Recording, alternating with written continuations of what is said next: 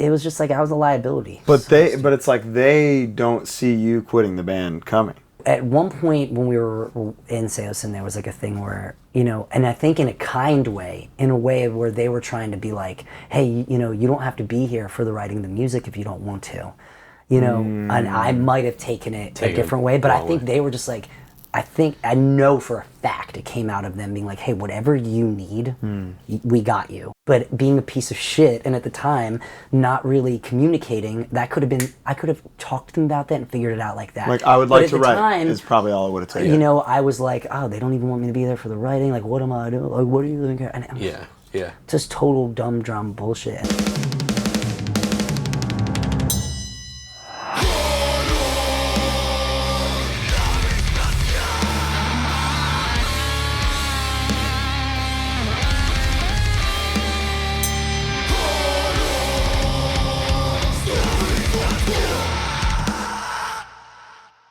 Hello, welcome. It's HardLore time. How you doing, Bo? I'm doing great. Where are we? We are currently at sea somewhere in the Gulf of Mexico. Yes, indeed. On the SS Neverender, and we've got an incredible guest today. Who do we got? We've got, you guys ready for this? The incomparable vocalist of no less than 10 bands. Right? 9, 10? I'm sure you're not counting anymore. One of the kindest people I've ever met in music. Friend of the show. One of Doylestown's greatest sons. Anthony Rome. I just honestly didn't think you were going to do that in the beginning of all this. I was like scrambled my eggs a little bit. Very nice to be here. Are you a scrambled egg man? I take my eggs all. I'm a variety guy. Okay. I'm over easy or over medium. I'm over hard because they can't fuck it up. It is true. It's like an easy. You know what I mean? Some days I like a drippy egg. Yeah. A scrambled egg. I like it dripping on my other stuff. Yeah. I like a dip. I like when it's all egg. You know what egg has all of the new, like besides vitamin C, I think vitamin C is the only thing it doesn't have, but it has like everything you need in. Is that true? It's I don't know actually. A lot of things I might say on here aren't going to be like 100% factual. We do but that. I believe them. Yeah, don't fact check. We do that all the time. Yeah, don't miss. I do that all the time. Yeah. I believe I'm about to do it right now. An egg, that's the same thing with like a carnivore diet. You still need your vitamins. Yes. You'll get scurvy. Yes. I've yet to get scurvy. Wait, what is scurvy? It's pirate shit, dude. Yeah, I think it's... is it distant? Is it like a butt thing? I think it's a skin 100%. thing. A skin thing. Yeah. So it's like a fungal. It could happen on your butt. It's like a fungus. I think it's a skin thing. How's the cruise been? You having fun? Are you gonna try to? This is gonna be. We're gonna be normal. No, we're gonna be. It's gonna be fun. Yeah, it's gonna be loose. Do a little bit of. We'll go I mean, it's fun. It's fun. The shows have been really fun. Yeah. Yes. And it is cool. It's a cool experience to sit out and see the ocean. Yeah. And you do get to meet cool.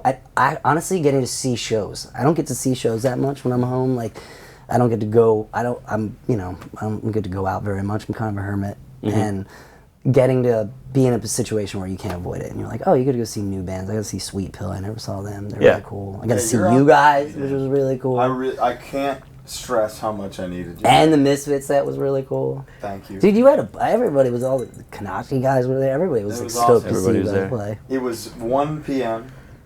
Right, and maybe the blazingest sun that's ever blazed. Yeah. I feel like tongues is for like a container. You need to be a container. Dark, you see darkness, dark, like cold. Past 10 o'clock at nighttime. Mm-hmm. It's not maybe not a festival act. But you were there, yeah. Which is all we play now, which is awesome. I do think well, like a hardcore fan. Yeah. You know? Is a cruise something either of you would go on? Like recreationally? Yeah. No. Maybe. But I think this is kind of best case. 100%. Right? When I was getting fucked up, I think people could have sold me on like, okay, we're gonna go out and just get like fucked up and like drink nonstop or something. 99%. That's what they're doing. That's what they're doing out there. That's why. And that ain't included. Tough. You know what I mean? No. They're paying. Yeah. Shoo. Yeah. You ever been fucked up on a boat? Probably. Nice. You wouldn't. Probably. I know that Circa once did like a thing where we like recorded like a session, like acoustic style, like on a little boat somewhere in Europe. On a dinghy? Yeah, and I remember like it wasn't like in my best years. Oh. Well, you remember part of it at least. Yeah. That's something. Good shit. I remember that it happened. Snapshots. Yeah. It's huge. Snapshots. The hard part now is we've been spending time together for like 4 straight days. Mm-hmm. and having fun conversations the whole time, and now we have to like replicate that. That's what I was in like. an audience-friendly format. I just I don't do lots of podcasts and stuff like that, and like when I like this is easy, you know what I mean? Like it should be. It's fun, you know. Yeah. But like whenever you feel like you're actually in the hot seat, it's like it's scary. The seat's gonna be freezing. Yeah, isn't it? Yeah. And I've watched you guys do stuff before. Where I'm like, oh yeah, We're here for you. Chill. no, we're here together. You're This is here. a team. It is. Yeah, This is very a team. much. I'm honored to be on your podcast. Wow, stop. Yeah, I'm honored to be on your Sounds podcast. unbelievable. You're actual legends. Oh my god. Actual legends. Enough. I'm sorry. Okay. I'm sorry. You're always gassing. You I can't be know. gassing me up. You can't take a little gas. I got gas. You are here. You're here with Ellis Dunes right now. Yep. I personally did the first or second ever Ellis Dunes interview. I think it might have been the first. Is that when you guys met? No, we met Okay. long before that. We've been. When did we first meet? I don't know, but we've been OOMF for Yeah. for much longer. From the get. Yeah. From the get. He followed me on Vine, and I was like, what the fuck? Wow. 'Cause You're I'm- a fan of Yeah. the Vine? He was hilarious. It was. It was really funny. That was when I found out you were funny. That's Was the Vine. You know, Because I only knew you through like a group text. You know what I mean? We hadn't met. I wasn't cracking bits in there. No. I've got some bits for you now. Bolliger guitars. Bolliger Check 'em guitars out. coming out, I know. I'm only ever funny by accident. Like I'm never funny on podcasts. Like I'm never funny like when on like TV. And like I never had to like do anything where I'm like, oh, like You never gotten Matt Pinfield just pissing his pants? No, or I'm what? never like funny in interviews or like when things are being recorded. I'm always like kind of funny like when it doesn't count. But you know what? That's authentic. Yeah. That's organic humor. You're real. I man. used to be really scared of doing these things because I was just like, I don't want people to find out like what an idiot I am. But then I just realized like, oh yeah, they're gonna find out. I think you're If I try to hide it, it's gonna be worse. but dude, your art reveals a non-idiot. You know, I it's think inherently non-idiot. I think there's like a seriousness to a lot of it where it's like, oh, okay, then I don't have to like it. I don't know. I don't have to worry about. I don't really worry about it anymore. You shouldn't. But I used to worry about like, just like how I would come off, or I guess, or whatever. So I would be worried about how people like, what are they gonna think of this, or what are they gonna think of that? And it's like, dude, people are just gonna say and do whatever. anyway. Whatever. Yeah, no Everyone's matter what you say. stupid. Comments are. Yeah. we don't. war zone. We stop. We don't read comments. Yeah, no, there's no business in it. Yeah. You got no. It doesn't help Well, it you sucks. any. 99% of them are like really supportive. Super Most nice. of them, but the only one you remember is the one where you're like, yeah. But honestly, what's like? I don't know. It doesn't matter. It doesn't matter. In that interview, you revealed to me that you often smoke cigarettes on airplanes. Yeah. Is that something you still do? And I how don't. I quit smoking cigarettes that May. No way. Yeah, for my kid. Because I was really. And then just started smoking this Okay. thing all the time. I'd probably smoke this thing 5 times as much as I would because you can smoke Yeah. it anywhere. You could do it anywhere. I don't Yeah. have to go outside. It doesn't even look cool. It's like awful. Dude, you just look like it- a dumbass. It's horrible. It's digital versus analog. I'm you about know? to go. When I get home, I'll try to get hypnotized. Have you done that before? I have, but not for like therapeutic reasons. Okay. Just like in college, like when they were like, "Oh, So yeah." are you susceptible? I got hypnotized in college. It worked. Whoa. Yeah, What was I it? Straight up, it was like when you got on stage and they had you like act like you were somebody, or you were a chicken, or you were like asking somebody for a date or whatever. And I don't remember any of it. You begocked for I the man? begocked. I was all over. I was like, I did everything. I did Holy everything. shit. I was so susceptible. Why are some people? I need to do research on that. Hypnotist, It if freaked you're me out. listening. It freaked me out. Jason, Oh, Jason. friend of the show. You know a hypnotist? We know. We a do- hypnotist. we do know Very a good hypnotist. friend of the show. There's a guy in my town who is a hypnotist, and like I've just always seen him, and I didn't know he was a hypnotist. He was like this guy who's always out in front of the coffee shop. He's like a crystal guy, dangling a very nice guy. dangling a pocket watch in front of your face. And then one day, he was like talking with somebody in my coffee shop, and I was like, "That's the hypnotist. You're the guy who leaves the cards everywhere." Whoa. And you've yet to be gotten by him? No, I talked to him and I was like, I want to get hypnotized to quit vaping. And he was like, I can do it. I can do it right now if you want. I was like, no, I'm not right now. Not I yet. want to vape for a little bit longer, Yeah. please. Now, are you vaping on planes? Oh, yeah. So, Like you, this. bathroom? What's the Like- tech? You do this in your seat? Oh, you menace. And then I hold it in so long. you It's a swallow bad it? example, but I hold it in so long. Yeah. You can't see it. And I hold it in so long that it's like I let it out really slowly. It's invisible. Wow. It's invisible. Oh. You see a little bit? I see a little bit, but that could be anything. But that could be anything. Yeah. And on a plane, everything's loud. Everything's loud and the air circulating. And there's on the flight over here, there was a lady sitting next to me who was definitely like, every time I did it. Because she's getting kiwi strawberry out of nowhere. The cigarettes was like a difficult thing. That was like also a time where I was like doing heroin. So it was it's mid-heroin? it was like the cigarettes a lot of the times were like, okay, I would smoke the heroin and then I would take like a couple drags of a cigarette right afterwards to try to dissipate the smell of the fentanyl that people could smell. You know, after a while of doing that around people, they'll start to tell the difference. Figure like, it out. that is not a cigarette, man. They're like, you are asleep in front of me right now, and you smell like burning rubber. Whoa. So were the cigarettes kind of a tool to stop the heroin? I don't know. I really liked smoking when I was fucked up. It felt good. Like it was like they went together, and I was just like I just got stuck doing it for so long that it was like it was a hard habit to break. I'm very happy. How did you break it? My kid was like, I want you to stop smoking. Oh. And when they were like, yeah, do that. Like I just want you. I want you to be alive for as long as you can. I don't want you to smoke. And I was like, okay. And so I used this to get off of it. And then they were like proud of me for it. And they were like, when are you gonna stop doing that? I'm like, get off my back. And then like a year later, they were doing it. They started vaping, and I was like, oh my god, dude. And when I caught them doing it, they were like, let's quit together. And I was like, how about we do it forever together? But that part of it, I want us all to, like, I want to quit so that I'm not like encouraging them to do it. And like you said, you're vaping 5 times more than you would smoke a cigarette. 100 times more. Because it's right like there. All the time. I like wake up with it in my hand sometimes. It's so stupid. Now what is bad about it, about vaping? It's a cigarette. No, there's no smoke. It's the same thing, right? Okay, so in my head, there's like a cognitive dissonance when I say, I'm like, it's better for me. It's not as bad. There's not as much carcinogens. Yeah. They're out. I know him. Carcinogens. I'm sick of him, dude.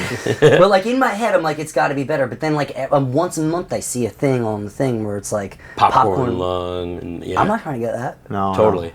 It sounds delicious. You go to the but I don't movies. want it. You know?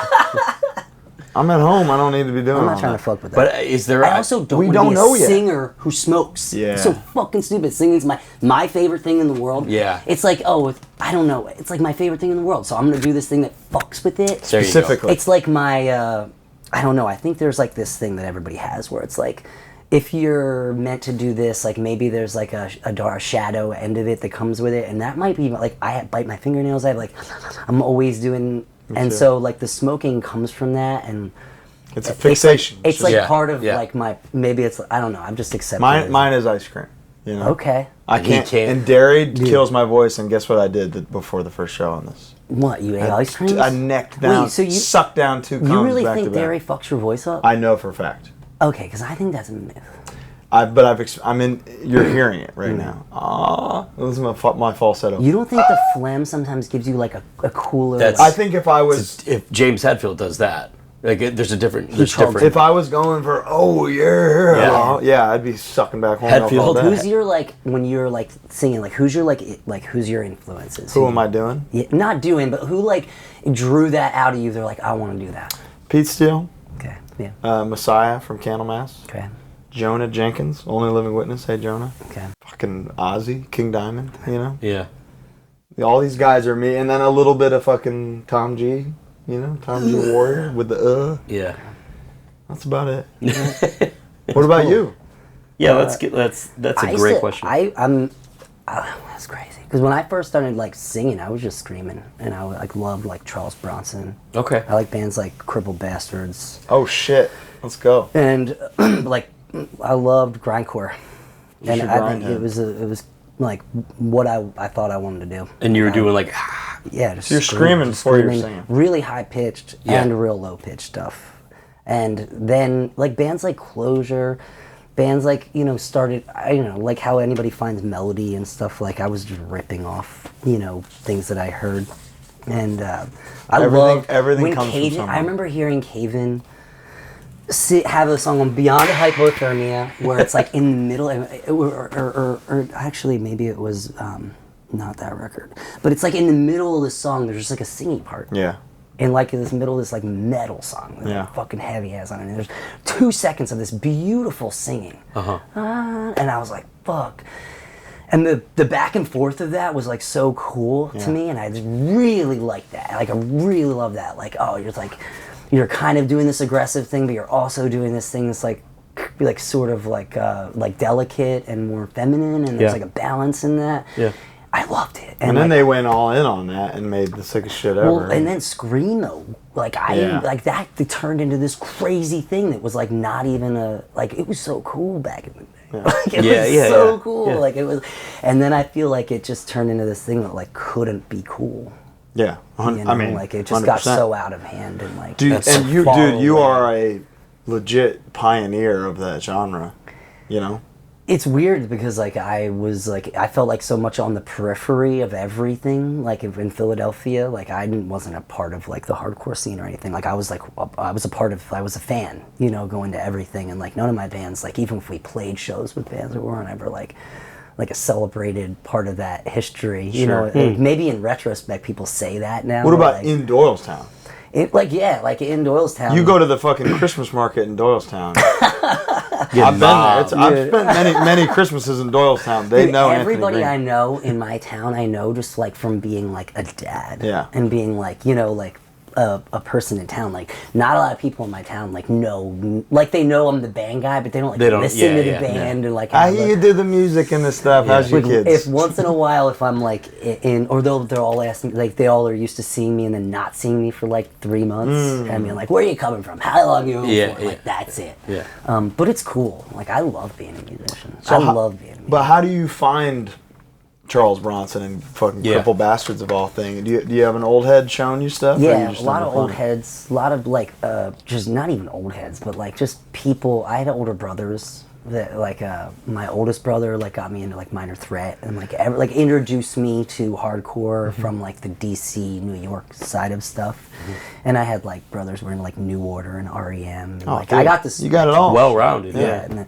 And, but I went to high school with this kid named Tom Doherty, who I started my very like first band with. It was called Audience of One. Yeah, Let's and we started out making like heavy. We were like just impersonating like anal cunt. Cool. We loved anal cunt and shit like that. Like we were like you know, Melt Banana, like anything. Like we were like, I didn't know how to play. We were just figuring shit out. We were just jamming with each other. At one point I was playing bass. And we would go over to Tom's house after school and like he had a drum kit in his basement and we would just jam. You know, I would play or he would play and we would just like fucking jam and like heavy. And it was so cool. It was just discovering things, you know. He introduced me to Cripple Bastards, like a lot of Italian grindcore, and like he would order records, and like he also introduced me to Strife and Earth Crisis and Snapcase. Like were you ever straight edge for any point in time?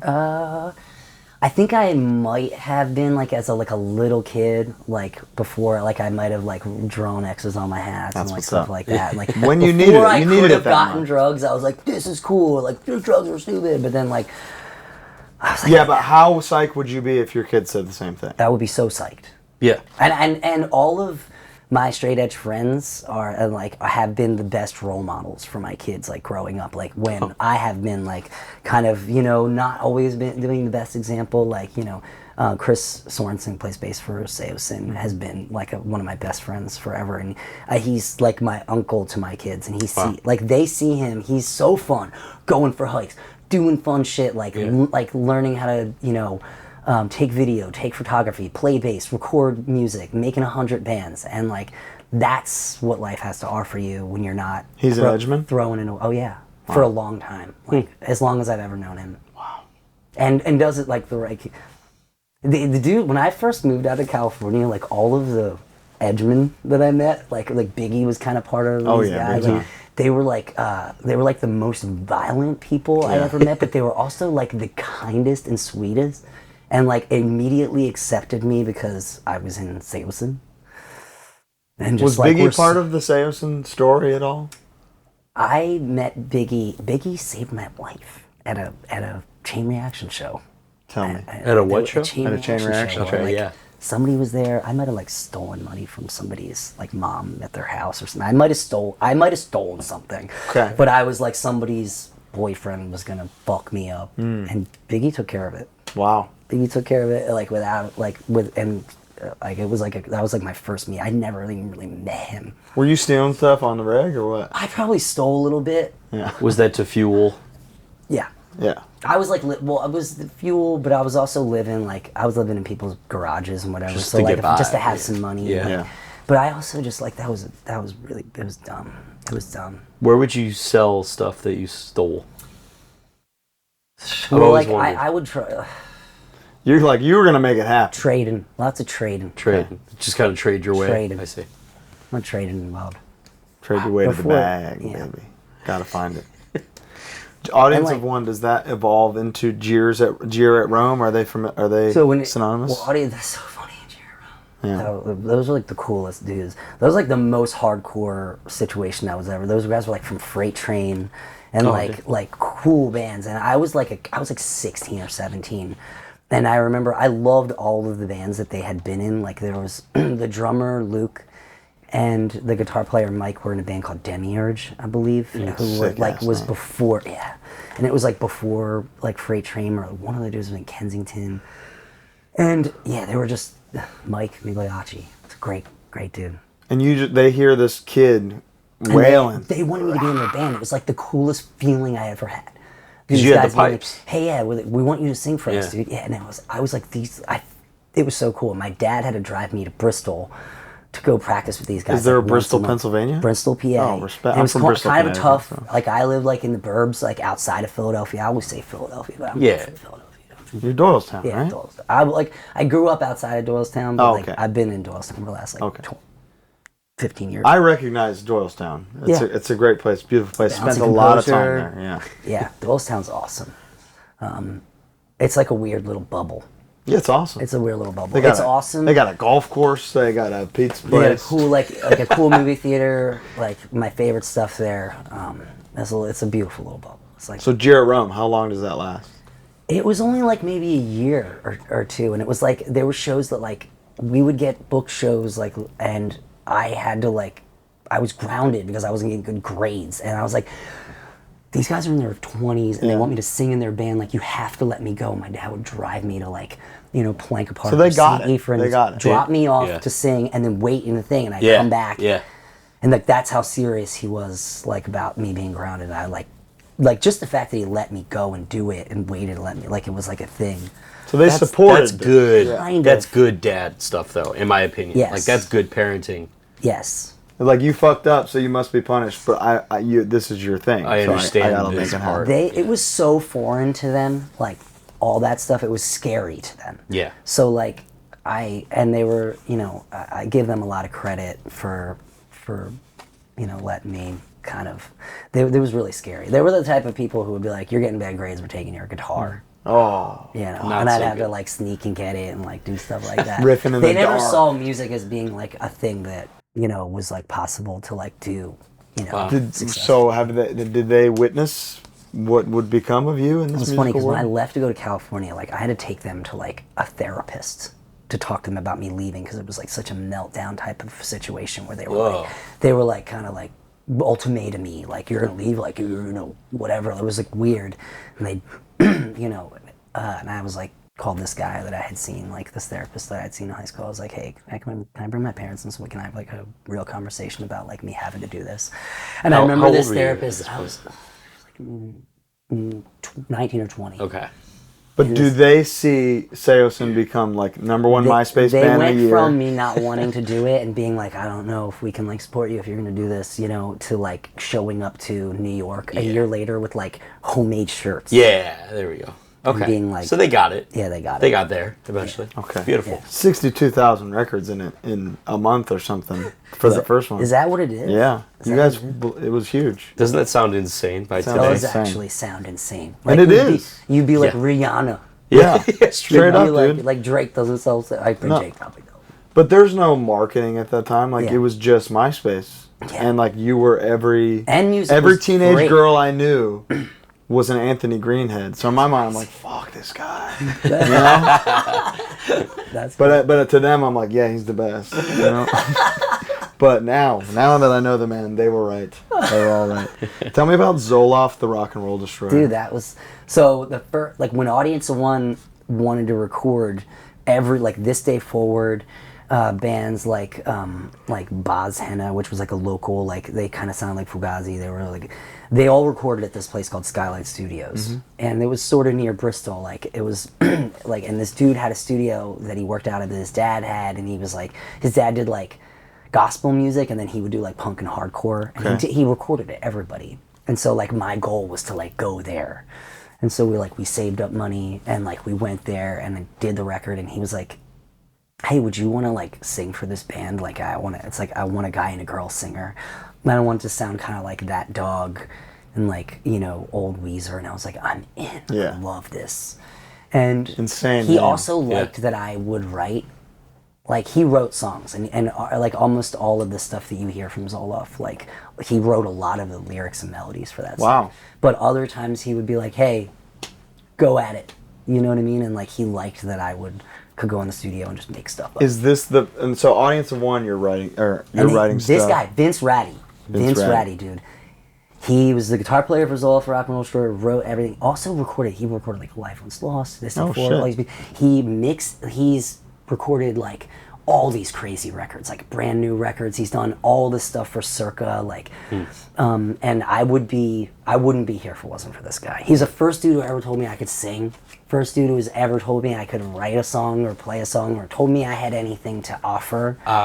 Like he was the first person that made me feel like I had something to show up for, and I wasn't just like imitating people. And he believed in me, actually. So this is where songwriter Anthony Green kind of begins. Yeah, for sure. Like I did these songs with him. It was kind of High and Driving. I was going to call this project, and it became this like EP. And I wrote all these songs and had my drummer friend Tim Arnold, who's played on all of my solo stuff.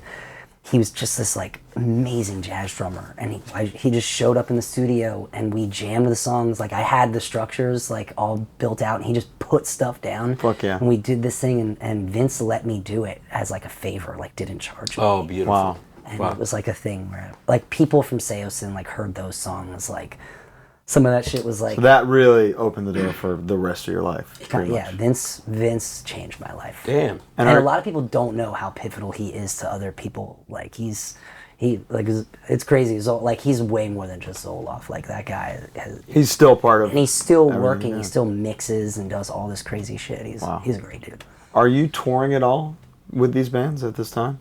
No, I never really, like I had one tour for Audience of One that I was supposed to go on. My parents forbade me to go on like a day before because of some trouble I got in. And so the guys What kind of trouble were you in? You're a bad kid, huh? You're so naughty. It was like drug stuff. So drugs you found real early. How are you getting access to all this stuff? Honestly, all the craziest drugs I ever found were in my house already. Fuck. So like I remember buying weed and smoking weed in like 8th grade from like a kid that like I knew in like school that said they could get it, like stole from their brother or something. But I got weed and then was scared to smoke it. And like I think I was hell bent on like being a drug addict before I remember being a kid and being like fascinated by it and being like, I kind of love that. Like I kind of love that idea of like not having control and I don't know, just something that seemed like kind of romantic about it and pulled me in about it before I even did it. Wow. Yeah. How many times do you make a big conscious effort to stop? A lot. And the first time I ever made a conscious effort to stop, was before Saosin. I was in college. I was like 18 or 19. I went to rehab for my first time for opiates, but also like Xanax was a big thing at the time. Like it was like a long time ago, but it was. And is this all just easy to get? It was pretty easy to get. Okay. Like you didn't know drug dealers in Philadelphia is very they got some rich guys. with for sure. heavy drugs, like open air drug market. And then the suburban kids, and like honestly, like I remember going to DARE class and learning about pills and coming home and being like, these are all in my house. Like I know what to look for. Wow. You know what I mean? And so it was like Dare to try these dare drugs. kind of, yeah, I dare you to try this. Wow. And then taking Backfire. one like Demerol or something from my parents and thinking like, oh, they're gonna find it. And within 2 years, I was emptying all of the painkillers they had in the house, and they never noticed. never said a thing. Wow. To this day? Yeah, to this day. To this day, are still like, I had no idea. Yeah, sure. But like, I was the youngest of 4 boys, and my 3 brothers were like 10 years older than me. So it was like 10 years went by. Yeah, that's a big. I came up, and they were sort of like, all right, this guy's good. We know what he's gonna be fine. Yeah. Wow. Man. What's your relationship with your parents like today? It's cool. Like, we didn't talk for a long. Like, it's cool. Like, I would say that it took a long time. It took a long time. Like, there was just stuff where, once I started having kids, it was like a thing where I was like, I realized sort of that they were just trying their best, and there was a lot of resentment I was holding on to for stuff that happened when I was a kid, where I was like, yeah, you know what, it's best thing for me is to like never talk to you and to not give you this and to not, and then I think once my kids started coming, I realized like that actually only hurts me, and forgiving them and realizing like it really isn't their fault either, because they didn't have any of the fucking stuff, you know, they needed to do the stuff, you know, that was right. Deprive the kids of grandparents either. Yeah, you know. for sure. And, you know, it felt better. It feels good to have them in my life and to be able to like talk. And in your kids' lives. Yeah. And my kids love me, mom, and Peepop. That's my mom and dad is me, mom. Nothing better than me, mom, Peepop. Me, mom. That's it. That's fun. It's like my mom is Mima, and the other grandma is me, mom, and Mimi. Oh, wow. So they have a Mimi and a Mima, which is cool. Are Mimi and Mima cool? Yeah, they're awesome. Fuck yeah. Do you remember a time ever that your 4 grandparents, 2 pairs, met each other? No, I know. Dude, they would never. They would never. So when you get the call that, hey, I know you're in Pennsylvania, but we need you in California. Yeah. We're going to start this band. It's called Saosin. Tell me your thoughts. Take me back. It took a while because at the time I was like in school and in like community college, and I had gone to rehab, and I was like kind of like trying to stay like off of drugs and like trying to stay clean, and like I was gonna get my life together, you know? And so when this opportunity came up to go to California, I was like, this is sort of destabilizing for what I have going on right now, and I don't know if it's. And what's funny is 2 weeks a year before that, I got asked to be in this band called In Pieces. I tried out for In Pieces. They were like a hardcore band from Connecticut. I think they turned into Bare Hands, you know those guys? And they were the coolest dudes. And I drove out to Connecticut and tried out for their band, and they were like, when can you go on tour? And like, yes. My brother was like, dude, you just got out of rehab. You can't join this band right now.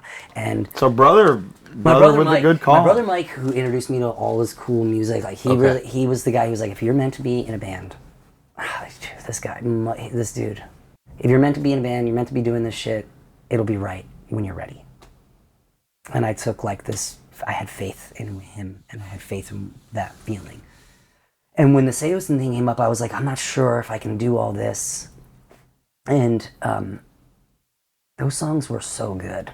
Like, I really liked them. Like, I was so excited about the idea that, like, oh my God, like, I never saw this opportunity for myself to, like have art and music be, like, the center of my life. And, like, I could be, like, I remember telling my parents, like, I'm going to go to California. I'm going to sing for this band. They were like, and I had bands and stuff. They were like, you don't sing, dude.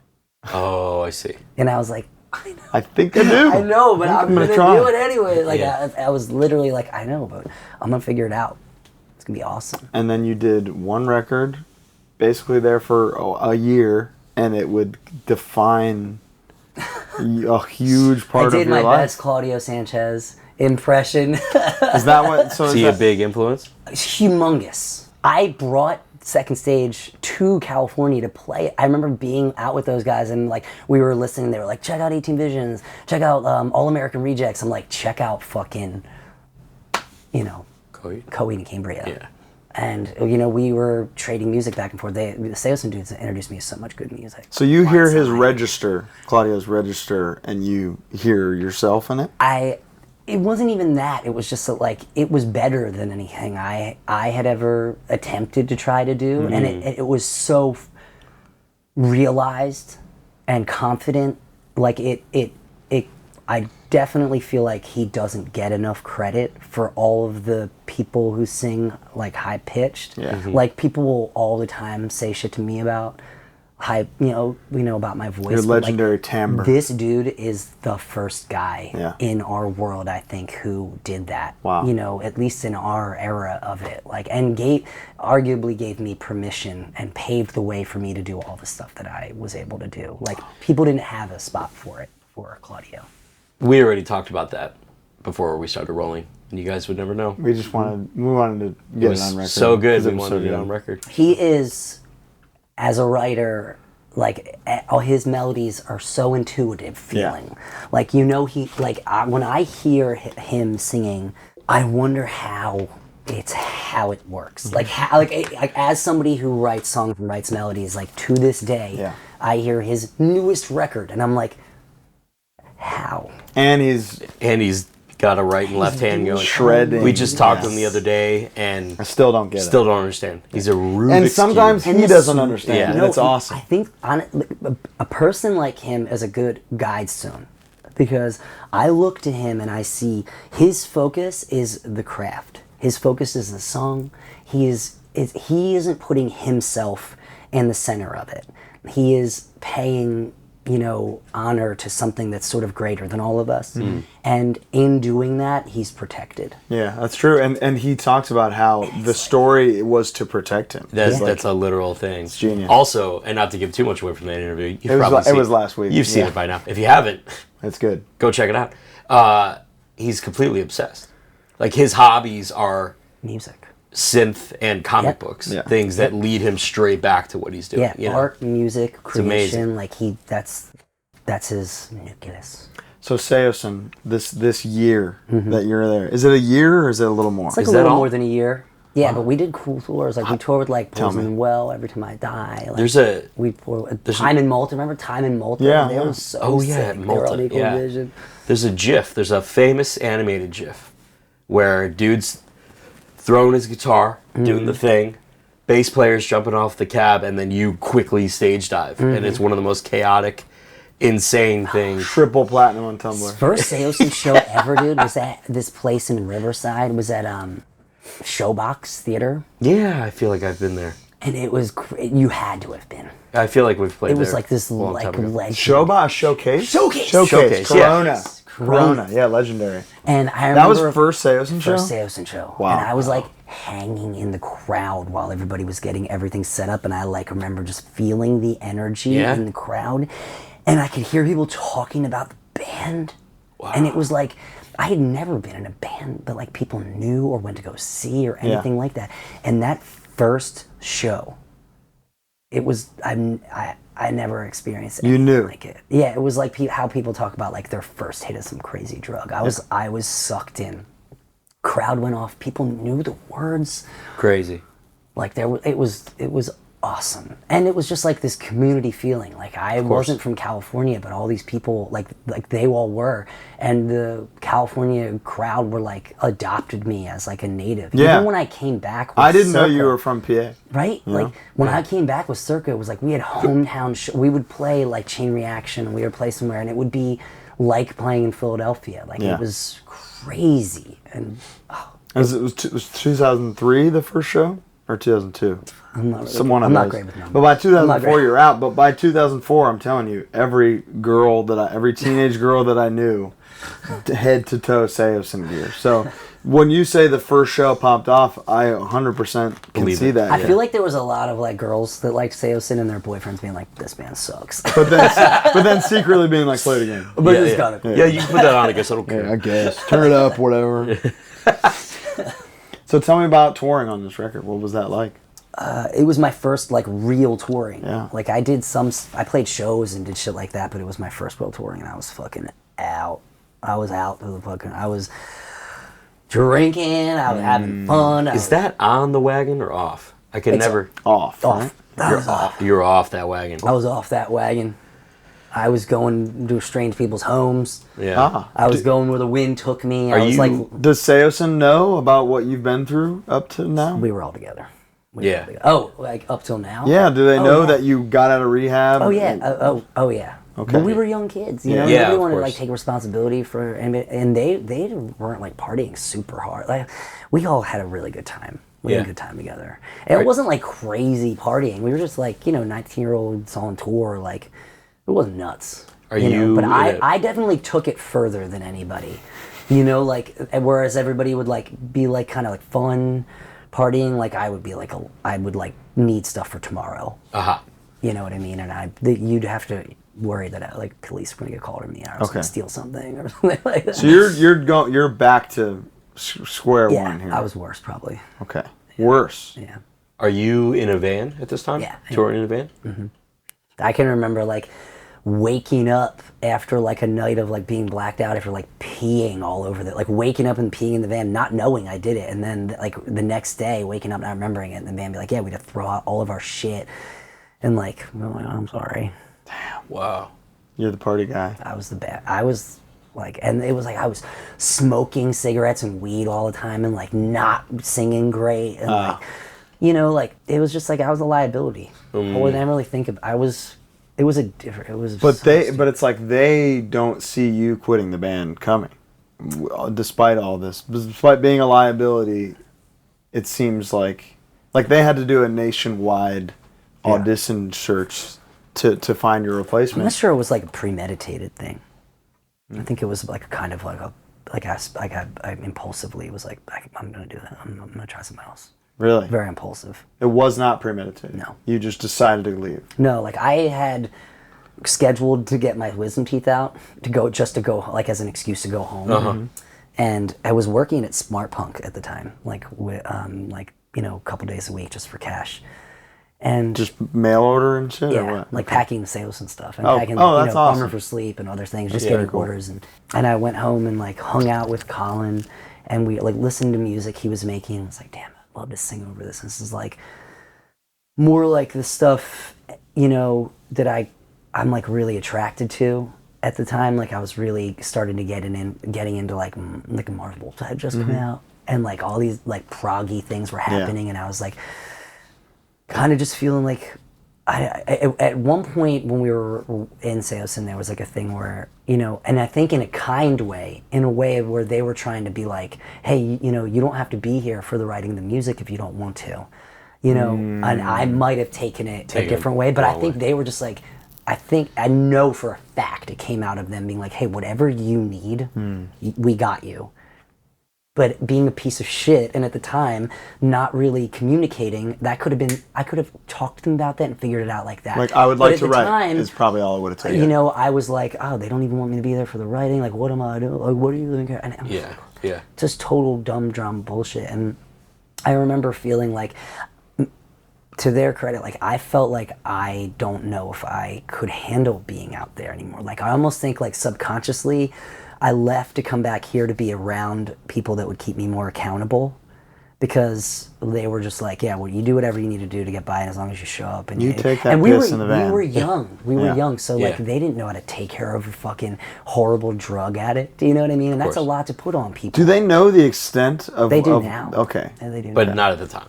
At the time, no way. Sure. Okay. Yeah.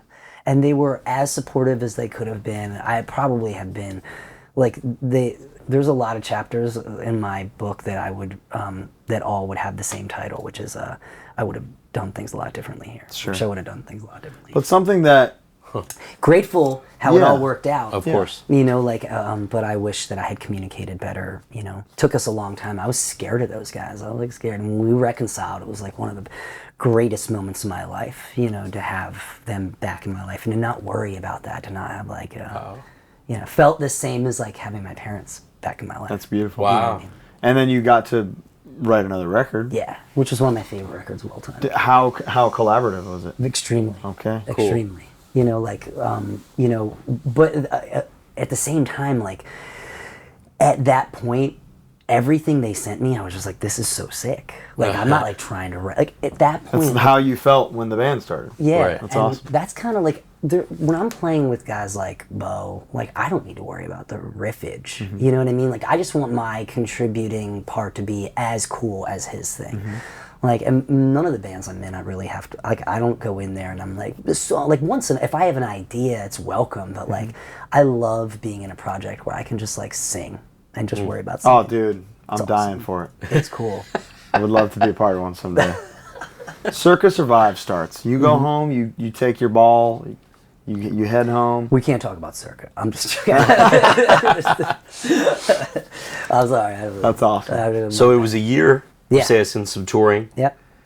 Came home. You heard Circa stuff before it was Circa I heard stuff? like Colin had demos that he wrote, like just him writing instrumental music. And I was like, this is fucking crazy. Wow. And then there was a couple times where I was home, I had like got my wisdom teeth out, I'm sure I had like a bunch of Percocet, where we were just like sitting around like jamming, and I was like, this is so cool, because we were jamming and I was singing along to it in real time, and it just felt like more like what I wanted to be a part of, and I didn't have to go through all of like, you know, the communication to get to it, and like he was in, you know, this day forward as long as I knew him. So when This Day Forward had broken up, we would like be texting on the road like, oh dude, we should start a band together. And I always wanted to start I just worshipped Colin from like the minute I met him. Like, he was the drummer of This Day Forward, but he also had other bands that he played with, and I just sort of was like an apostle. I was like, everything he did, I showed up to, and he was like the kindest person. Everybody wanted to be his friend, and I was one of the only other people that smoked weed, and I think like by default, like we just ended up like hanging out and getting along, and like some of my favorite like memories of back then was just like going to his house and just driving around his block and listening to music, and like, you know, that's what shapes us, you know? Yeah. And now you're part of the creative process in a way that you didn't get before. Yeah, it was cool. You're there. Circa Survive is that. And we got to like pick, it was really fun. It was an exciting time. Like, it was a really exciting time. Like, I remember being really scared, like thinking like, I remember being scared leaving Saosin, thinking like, I don't know if I just shot myself in the foot. Yeah, was that it? I'm gonna watch this band just get massively successful, and then I'm gonna like be like, remember, you know what I mean? Yeah. And yeah, it was kind of buried in my head. Hey. And when you're buried. Which I didn't write that song. Okay. I just sort of got in a zone where I was like, I'm just gonna make music and have fun and be with my friends and not worry about anything. And then I did. Well, I watched them become massively successful and do their thing, and I think like cheering them on helped. Yeah, that's me. huge. Like, it was never a thing where like I never wanted anything bad for them. You know what I mean? I just like wanted to feel happier, and I couldn't put that on them. The way everything ended up working out in the long run was great. I put them through so much. So fast, Yeah. and they didn't deserve that. Right. They didn't deserve that at all. And they're like some of the coolest people I've ever got to play with. I'm lucky. But this is just how life goes. Yeah. And who knows if Circa exists without it? Yeah, it probably wouldn't have. You know, Juturna, first album. Juturna. Talk to me. And Take me back. Brian Salad days, baby. And you know, just the guys in the band. It's like, you know, Nick Beard from Taken. Cool. You know.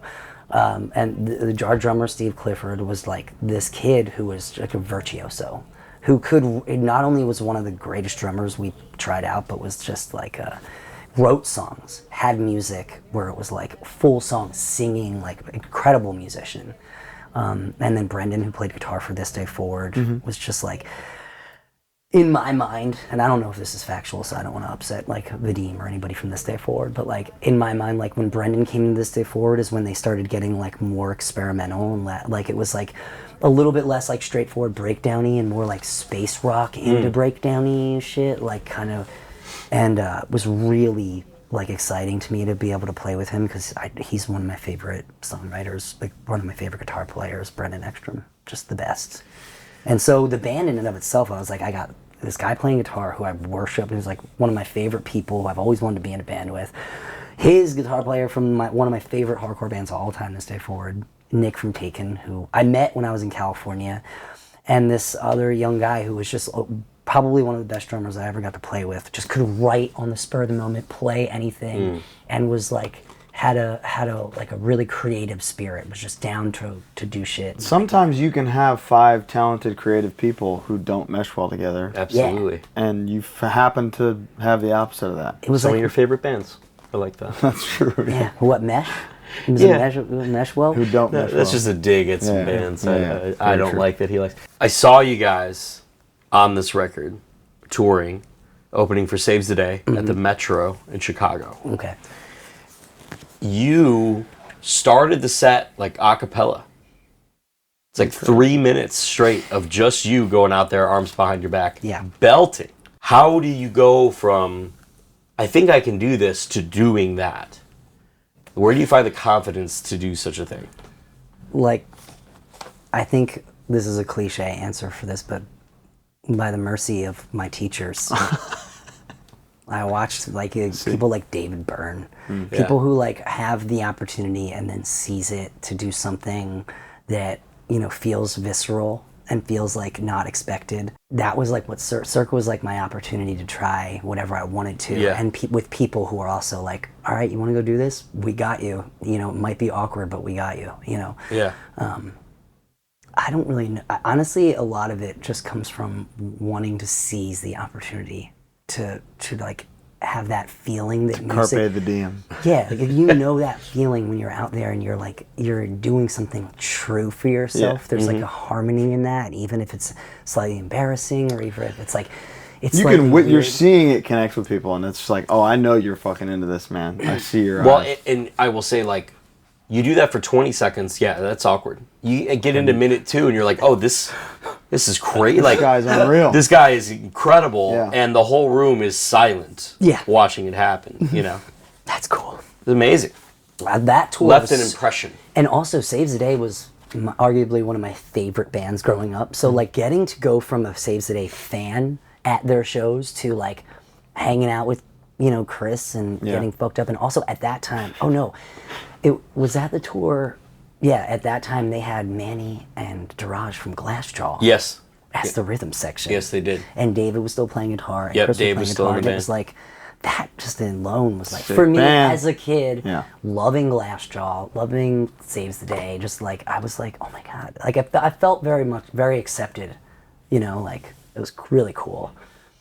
And there were times where, like, they would have a venue where there would be one dressing room, and Saves the Day was on a bus, so they'd like, Circa gets the dressing room. Yeah, we'll be on the bus. And they would take a member, you know, whenever to like stay on the bus and, you know, get you drunk, and like, it was like, at the time, it was really fun. It was really fun. Was that early on in the record cycle? Yeah, that was like in the beginning of us touring. It was one of the biggest tours we ever did.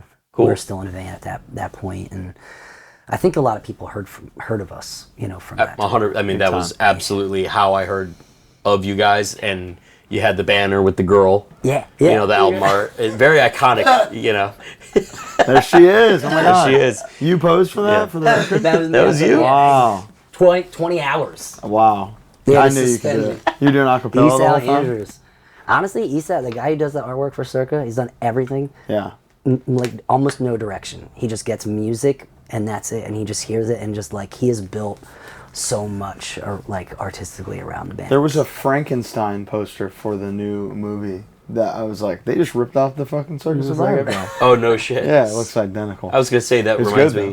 though. It's the opposite of the Hans Zimmer thing for, is it Interstellar? Where he just got the story. Just and heard, yeah, he didn't just see told anything. him, this is what I want you to feel. Dude, that soundtrack, those notes, It's a masterpiece.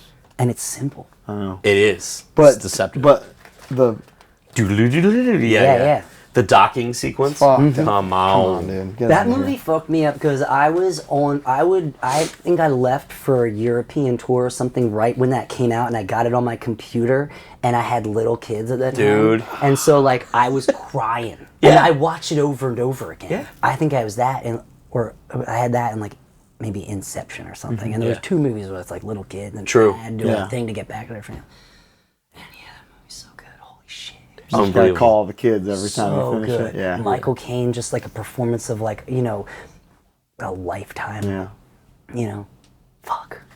Agreed. And it's, you know, it's been on the TV in here. Dude, It I've has, watched I it know. 5 times. Yeah. It's fucking me up every Yeah. time. I Every gotta time. turn my TV off. It's brutal. Timothy Chamlat. That's right. Chamlat. Early role for Dude, him. he's Yeah, got baby 2 Shyamalan. minutes on the screen. Yeah, And he yeah. smokes every minute. And I of it. heard a thing recently, he was bummed because there was a lot more. He got cut out He of got some cut. of the stuff. Yeah. No, I think he said he didn't get cut, and that was everything he shot, and he was like, "Holy shit, that was it." that makes you know sense. what he said? He said, you know the scene where he's crying, where Matthew McConaughey is crying in front of the thing? He's like, that's like this famous clip, but he's crying because he's watching him, but he's nowhere in it. And he was like mentioning how like that famous meme is like, I'm not in it, but I am. Like he is talking to me during the thing. Oh, I see. Like I am talking when he's crying. Damn. Beautiful. Do you have any... I saw that Bob Dylan movie and became like a Dude, Shyamalan fan. I've been kind of... I was anti-Shyamalan. I was very anti-Shyamalan. Shyamalan. Is that how is it Chalamet? Chalamet. Adam Sandler says, I believe it's Chalamet. First couple of years, I was like, all right, this little fucker's burst onto the scene. He's in everything. Yeah. Dune. Dune is all I needed to be like. I've never seen Dune. Dude, you're going to be all in. Get on that. You're going to be a Shyamalaniac, dude. What's Dune? What's the Jerusalem movie that he's in? Kingdom of Heaven, I think. No, The King, right? Is it The King? Yeah, with Robert Pattinson. Yeah, doing the French he's accent. Fantastic. Yeah. Okay. Robert Pattinson, not so much. He's doing the French accent. Yeah, it's and horrible. then Chalamet's British, They switched whereas it. Chalamet's French in real life. And Is he French in real life? He speaks fluent French too. He's got that going for him too, you little fucker. Bastard. Goddamn. So Juturna, walk me back to the writing and recording. Any anecdotes come to mind of just Chalamet. Did you? I think I was in. I think Chalamet I was in France or something with LS Dunes, and I think Chalamet was doing Bob Dylan movie over there, and I was like, "Come hang." He respond? No. Chalamet, if you're watching. Shyamalan. Come to the You next. know he watches. Yeah, you know he's watching. Big Come to fan. the next Coheed cruise, man. We'll all be here. Maintain- Sorry, I didn't mean to interrupt. No, I you're doing tried good. to Tell be me serious. about maintaining your voice, because I need help. Well, What do we do? I could go down this like laundry list of shit that I know exists. Yeah. But the reality of it is this is just, it's rock and roll. It's rock and roll. See, that's a man with a gift of a voice who doesn't have to worry about it as much. Is that what it is? When I stopped worrying, I never really, like, okay, if I, Worst you know what, I'll answer do the for you. Davey thing where I won't play more than 3 or 4 shows in a row just because I know my voice. As I get older, it's harder. But I don't do like some fancy warm-ups. Even back in the day? I tried stuff. Yeah. I would go through like phases where like people would turn me on to something and I'd be like, oh, I'll do this thing. But then the one day I don't do it, I'm like, I don't really need that. And I sing all day. Yeah. Like, so I'm waking up and I'm playing guitar and I'm like... I think that's probably... That you're practicing and exercising the muscle all day. 100%. I'm He's not doing warm. that. 1,000%. You're And, just like, different. I will... You're different. I'm like naturally loud. So like talking, I think, opens my voice up too. So yeah, I don't know. I just don't. When I used to worry about it, I had a lot more issues. But there's been nights where I'm like, I don't think I can do it, and where I'm like, I don't think I can do it, and then I take a bunch of multivitamins, I do it, and I'm fine. And I think that the being in your head really does fuck you up. And I'm all in there. Because dude. if you're worried that you can't do it, Yeah. if you're super worried that like, then your brain thinks like, oh, I don't do this or I'm gonna hurt him. You know what I mean? Like it'll block you from. There's a thing, and So what do I do to stop worrying, Anthony? That's what I need. practice. Shit. It's never the same though. I know. You know, dude. I'll be at practice, headphones on, and I'll be like, I'm literally Fergie. Yeah. Yeah. My name is Fergie. Yes. And then I'll get to the show, and I'm like, this is a different guy. This is not Will. I am not. Whenever like if I like take weeks off and then go to a practice, Will I am not. Come on, Yeah. Come on. We can move on. I'm sorry. Well, as soon as you kick the rust off, it's bad. It's never good the first time. I think part of whoever gets to be pro is whoever gets past that, like not being perfect right away into like, you know, to the part where it sounds cool to you to go out and do. There's nothing worse than like the first show of the first tour back in Europe or something. Yes. Where it's like, yeah, there's a lot of rust. Yeah, You know? and you I've also, done like, whole- I forget how to be on stage. Yeah. If I haven't played on stage, like if I've spent all summer playing acoustic guitar Yeah. on stage and then I have to go out and like sing for a band where I'm just singing, like I'm like, what do I do? Yeah. My arms. What do I do? Yeah. You did great on the deck. You did fantastic. Shades Muscle on. memory. I was very Dude, inspired. the Shades on first set was like one of my favorite things. It's genius. Shades on is great. You blocking out the haters. I tried it because of that. I saw you do it. I was like, I got to do this on. It looked cool too because But they kept falling off. Have you ever seen the Dreamwalker? You know Michael Jackson thing where he's like Moonwalker. Yes, the okay, Eddie, Annie. Yeah. That Eddie. Joe Pesci plays a bad guy who wants to take music from people. Right, yeah. And I think he wears Captain those tiny, EO, yeah. Dude, That's what Captain this is, EO was, yeah. Unbelievable. Who did that video? Oh, there's it was like a movie. Who did it was that like a movie? Disney thing. Not Michael Scorsese. Landau. Oh, did Michael Landau do it? I mean, not that I know. Probably. I don't know anything. But Scorsese did bad, which he didn't know. And then, isn't that crazy? I didn't know that. I did not. And then doesn't Michael turn into like Mecha Michael, and he like shoots him? Yes, He turns into like like a giant thing that like and takes care and then. Yeah. Fuck. So true. I had a glove. You did? My mom made me a glove. Like You're a an rhinestone. MJ? Yeah, it was. I like my parents would like. My brothers were in high school, so they would like have their dances where they would like go and my parents would chaperone. And I'd have to go because I was like 6. Yeah. And like Michael Jackson would come on, and I'd take out my glove and put it on, and I'd start dancing, and like I'd get people would like make a little like the high school kids would be like, oh look at this little freak, and that's where I got the. I swear to God that's where I was like, all right, I want to fucking. I need to perform. Michael Jackson. I want to dance for the people. Is there a Michael Jackson track? So Michael Jackson got me into pop music. Same. And it's a deep cut that got me in. What's The your song deep cut? Speed Demon, up from Bad. Why do I not know? Speed Demon. It sounds insane. There's a lot of cool guitar stuff on. Dude, on Quincy that. did not play. Yeah. And Toto was the backing band. That's the on whole Thriller. backing band. I didn't know that. Yes, It's dude. literally Toto on everything, plus like Eddie Van Halen. You know, That's cool. That's why Thriller's Paul McCartney. the number one. Yeah, exactly. I got to one night have sherbet with Quincy Jones. Sherbert. He had sherbet and he offered me some of his sherbet and I ate some. It was at one of Zed's concerts in like Vegas where like Quincy Jones came to hang out and like he was just there with like his gaggle of people and like he was sitting with them and I just like took the opportunity to go over and be like, "What's up, dude?" What do you eat? He hit my weed pen. Yeah, Damn. He was like, Oh, there we I think go. I got raspberry sherbet. You want some? I'm like, "Yep." He gave me his card. Wow. Wow. You never called? Now that interview he did, I think with the New Yorker, where he talks shit on Michael and says that I did everything on those. How do you feel about that? I mean, I think he's the greatest producer of all time.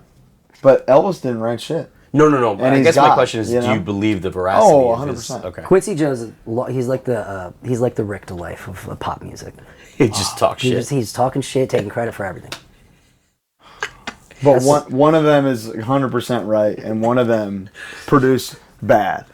Yeah. I'm almost 100% sure that Michael had to have collaborated on something. Oh, I mean 100%. Yeah, I I think mean- there's even stuff in studio stuff where he's like humming a melody. Yeah. Dude, the And then they video put it of into We a Are the song. World, Yeah.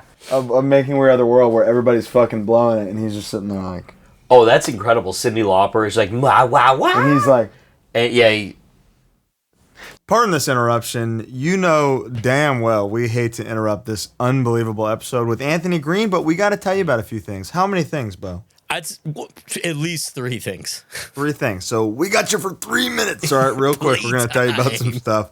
First up, Guilty Party, the best menswear store in North America, has brought you today's episode very graciously. Tell What do them they about got? Guilty Party, Bo. Yeah, what are they? They got denim. Full count.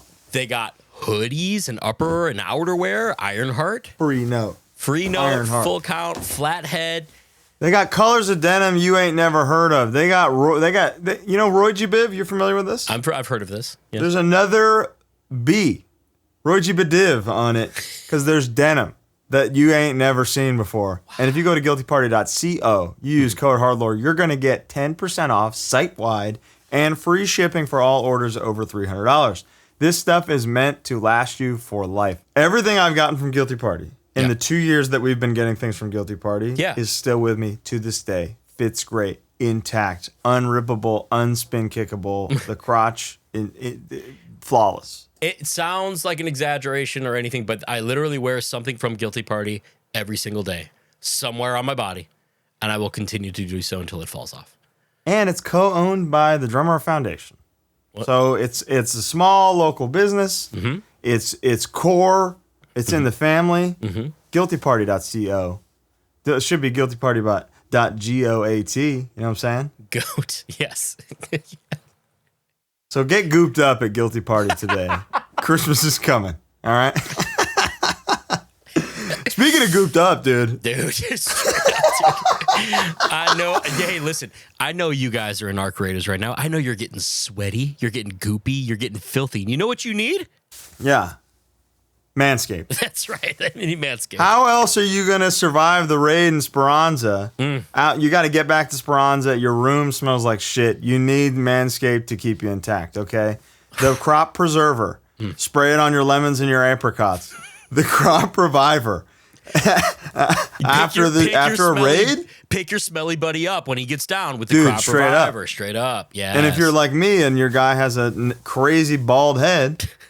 You need the Lawnmower 5.0 to keep that thing going, okay? And the Weed Whacker.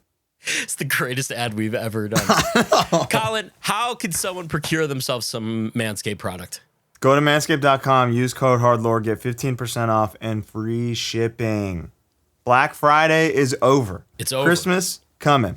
Everybody in your life stinks. We got to fix it. Together we can fix it, okay? Together we can fix it. I'll see you guys topside. That's right. Can't beat that. So we might as well just say this episode is lastly brought to you by AG1. Oh. When I'm done, when I leave Esperanza, when I unplug for the Matrix, you know what I like to do? Tell me. I go to bed thinking about the morning when I get to pour one scoop of AG1 into a nice glass of 8 to, I don't know, maybe 12, 16 ounces. 16, whatever. If you go to drinkag1.com/HardLore right now, you're going to get their best offer ever.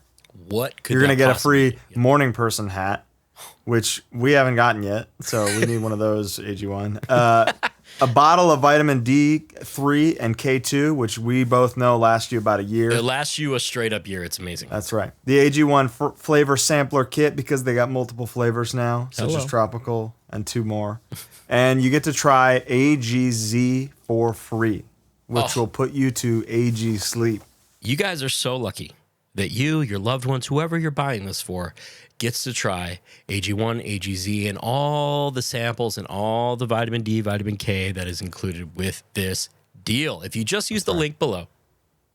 drinkag1.com/HardLore. Okay, we're going back to Speranza. Bye. Bye. So on Letting Go, second LP. Tell me about making this. Any memories that come to mind? I was terribly addicted to Xanax on this record. It's fucking Xanax. How you get? I would order it online. I would order it from like a pharmacy, like a foreign pharmacy. So you had to pay like $300 to like become part of this pharmacy to get like a one-time order, and it was like it would come in a DVD case. Whoa. And that was like, I got to that point because I was cleaning people out that would get it. I was like, I couldn't get enough. How many Xanax are you doing a day at this point? I would probably, I don't know. Need a number. Maybe like a bar or 2 a day. Is that, I see, I don't know the measure. The bar I think is like 4 of the blue ones, which I believe are 2.5. I've been out of the game for a while. We got to keep you out of the game. Kurt Angle was in 50. I'm not a war stories guy. How does that make you feel? I'm not it's the war stories. No, that Kurt Angle, professional wrestler, if you're familiar. Okay. I'm not from sure. PA. Okay. From Pittsburgh. Pro wrestler. Was Vicodin, right? 65 Vicodin a day. 65 Vicodin. I could see that for sure. When I would get, so I had a doctor that prescribed me Vicodin for my knee. It was 10 milligrams, and I would take 10 at a time. Wow, for sure. And what you're doing to your liver, and things where people were like, "You'll die if you do that."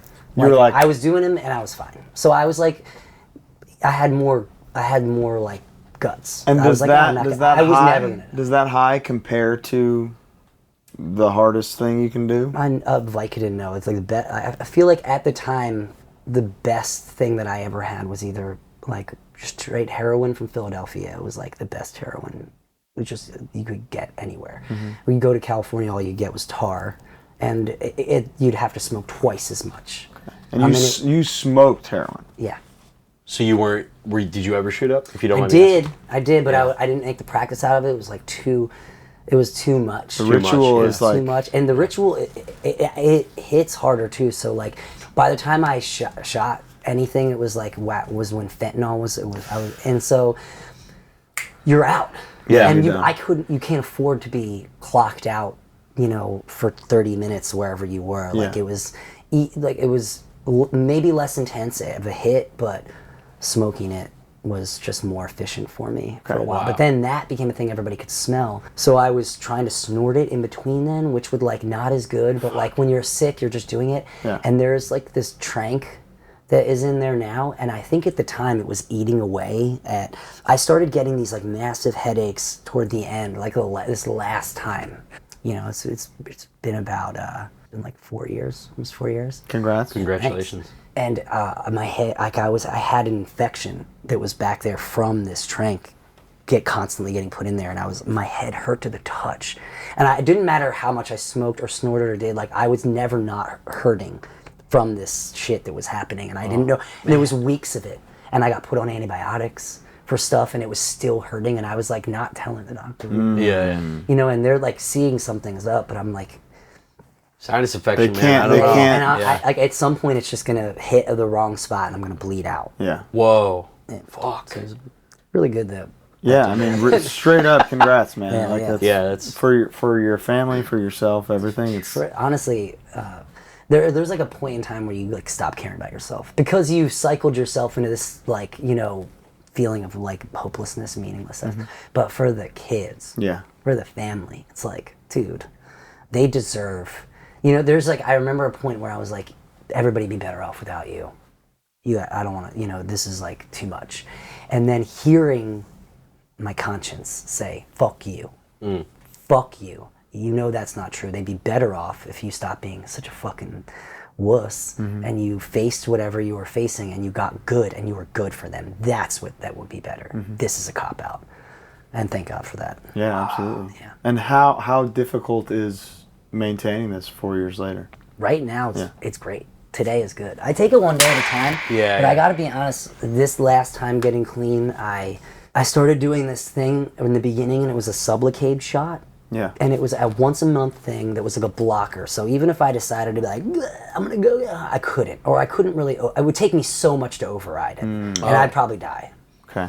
And so that was the first time I'd ever tried anything like that. And I had been on maintenance of other kind before. Is that for opiates specifically? Specifically. I Wow. think some people actually do it for alcohol too, because I think they say it kills cravings. Okay. I know there's antabuse, right? Antabuse. Antabuse For is alcohol, if you drink on antabuse, you get very sick. It's violent. It's a Okay. crazy drug too. The history of that drug's really funny if you ever want to like get some Okay. weird dark history. Look at that. But it's really cool when you find the thing that works for you, that puts space so that you can actually think about what you're doing and you can actually like audit yourself, be like, wait a second, I don't want to live like this. You know what I mean? And a lot of people don't have the resources that I've had to like get the 100%. chances and all that shit. So I was like very lucky and very fortunate. Wow. Yeah. So this conversation started because of me asking you about On Letting Go. Is that particularly, is that what kind of defines this record for you in this time frame? Honestly, this sounds so bad after like saying all this shit, but the All Letting Go is heavily inspired by the second season of Lost that I was also watching Dude, like crazy wild. The others. That's when we get the others. Yes. That's the hatch. Season, it's pretty much all Dude, Desmond. So almost all of All Letting Go is pretty much inspired by the second season of Lost. Wow. But I was also struggling with Xanax, and you got Charlie. Dude, yeah, So straight there up. was lots of shit going on there. And I feel like I almost hate that I told people that. You could keep it in there. No, dude, but it's people unbelievable. Are always like, we were always like, oh, what's this about? Whatever. But it's like, I almost hate the people we're going to find out about. Their first song's called Living Together. And I wanted to have a song called Living Together, a song called Dying Alone. Because Damn. it was like living. Yeah. Dude, I just watched Lost again. It's Did so you? good. Yes, and second season, because my wife had never seen it. So we're watching first season, I'm like, she's like, this is so good. I'm like, you don't even know yet. Yeah. Right. You haven't met Desmond. Yeah. And then we get to Desmond, and he's the goat. he's God. dude. And then you get to the fucking flash forward at the end of season 3. Yes. Oh, it's brutal. Oh my God. We got to go back, Kate. That They- broke my Each brain. episode has stuff where you could write a song. Like you could write a Oh. song. There's like lyrics. There's Yeah. like stuff. There's like stuff said on that show where I'm like, that's First thing that's I the ever coolest- binged. Yeah. Same. thing, yeah. Same. Circa used to watch it together. We used to all get together and watch. So it. they hear you're writing a Lost season 2 concept record, and they're like, fuck yes, let's I'm go. not sure at the time if it was like super conscious or like even said anything about that, but we were watching it all the time. Yeah. We Harm's Way watched the finale together. Beautiful. Were you disappointed? Of course. At the time. You I know, like at it the now. time, I like it now. I say I binged it, but I actually endured through the writer's strike. Me too.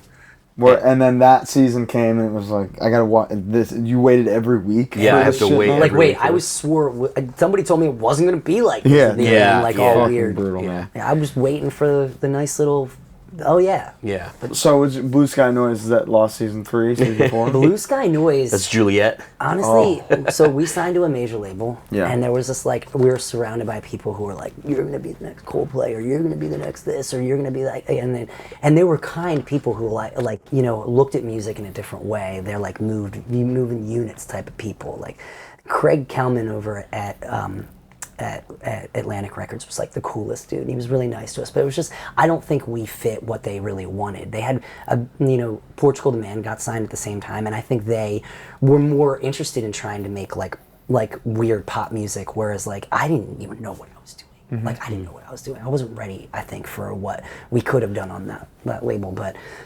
that record was really hard for me to make because like I had just started having like kids, and we had a couple miscarriages right before that happened, and it was my first time in a mental institution, so I like during the writing of that record spent some time institutionalized. I was struggling really hard with alcohol. It was the first time people started I had gotten diagnosed with like mental stuff. Like I had people suggesting that I was schizophrenic and then giving me drugs for that, and then people suggesting that I had like all these different things that would like later become, this is like drug induced sort of psychosis. Oh, wow. But it was just really hard. I was going from medication to medication, and like some things I would like be making you sick all the time, other things make you lose weight, and other things are gaining weight, and some things make you massively depressed and your dick doesn't work, and all these things. It was like a really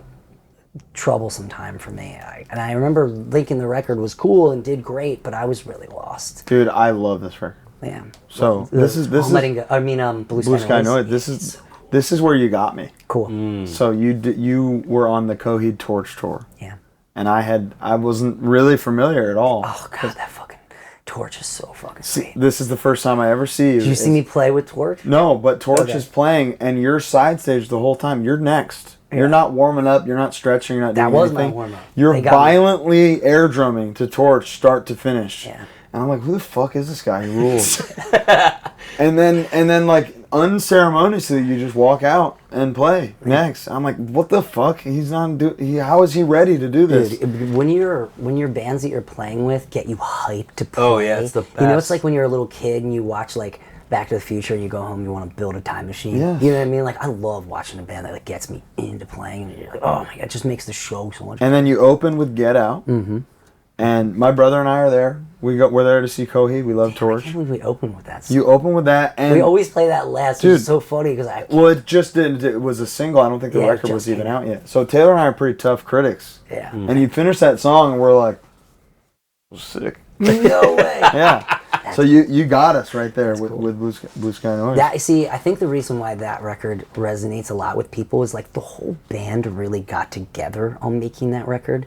Like we really came together songwriting wise. Like David Botchell, like we did all these demos together, and David Botchell, who did the record, like really gathered us to be like, how could this flow better? How could this, how could your voice sound like maybe if we dropped, like we really came, and there's songs on that record that the band like wrote vocals for. Like there's a wow. song called Died in the Wool that we all wrote together because I was losing my mind. I was Yeah. like, I can't write, I don't know how to do it, everybody's gonna judge. And they were like, what do you need? Let's all write together. And they all took a little bit of it, and we all took, and it was like this, it was like a we got you, I think that's why people like that record so much. I feel like it's like the most realized Circa record. But you're being told At the you're going to time. be the next Coldplay, and you write like an aggressive rock record instead of going mainstream Clocks. K-rock. Yeah. What we know is gonna work and sell some units.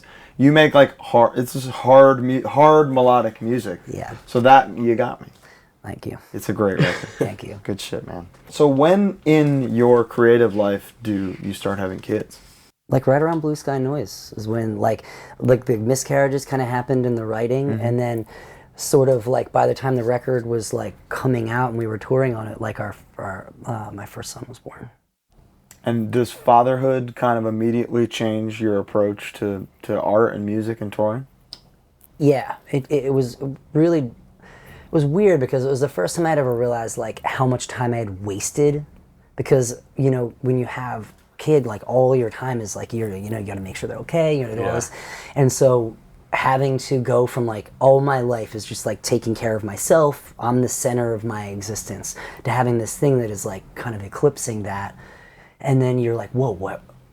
It's like you don't have that luxury of being like, oh, I don't really feel like it tonight, like I'm not inspired or something, you know what I mean? Like I gotta make time to do this. And before I never did that, so it would happen sporadically. It would happen like when I was like feeling it, or when I wasn't hungover or whatever, and the kids came and I had to really take time management seriously, and it made me take the time that I had with music and not take it for granted, you know. And I realized that I could be creative at all times too. Like being tired doesn't mean that you can't be creative, you know. There's a difference between being tired and stressed. And I would stay up late. It was having kids was like the best thing for my creative muscle, because it also taught me to play and relax. Like they bring this like, you sort of can't worry about certain shit like that you worry about when you have a little guy running around or a little girl running around. You know what I mean? Like your worries. Well, now you can be you can be creative for them. Yeah, like my thinking of like, oh, what is this?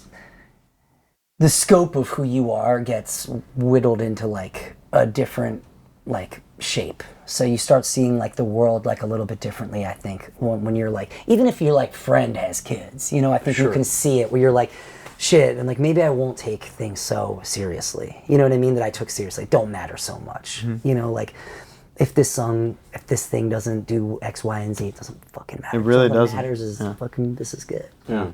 You know, and this guy's safe and fucking A, man. And this whole time, the Sounds of Animals Fighting has been going on in the background this whole time. Sound of Animals came to me when I was in Saosin, asked me to do a record, and Saosin dudes were like, don't do it. We don't want you doing side projects and shit. And I was like, okay, and then went and did it anyway. And then when we broke up, it came out. And then the second Sound of Animals Fighting record, I'm only on 2 songs, but I recorded them just like 100% like on so much cocaine that could kill somebody. Wow. And like somebody from a label that was like hanging out, like gave me a bag of cocaine, and that night I was supposed to go do the thing, and I just had a friend with me, and it was bad. And then I got really mad at the guy who like is the head of the project for like being like, dude, Anthony did these songs on cocaine, it was so crazy. And I was like, don't know anybody, I don't want anybody to know. I don't want anybody to know I'm on drugs. Like, meanwhile, everybody knows I'm on drugs. But those songs were awesome. Yeah. But when I hear them, I think about, I hear cocaine in my throat. Oh, wow. Yeah. Interesting. Yeah. Are you still playing shows with Sound of Animals? Yeah, we just did like 2 weeks, Insane. 3 weeks. We did like we put out a record this year. We just put out a record that was like, we wrote while Dunes was like in Europe. Like they sent me some music. It's just the RX Bandits guys and a couple other dudes. My friend Keith, who produces all my stuff, is in the band now.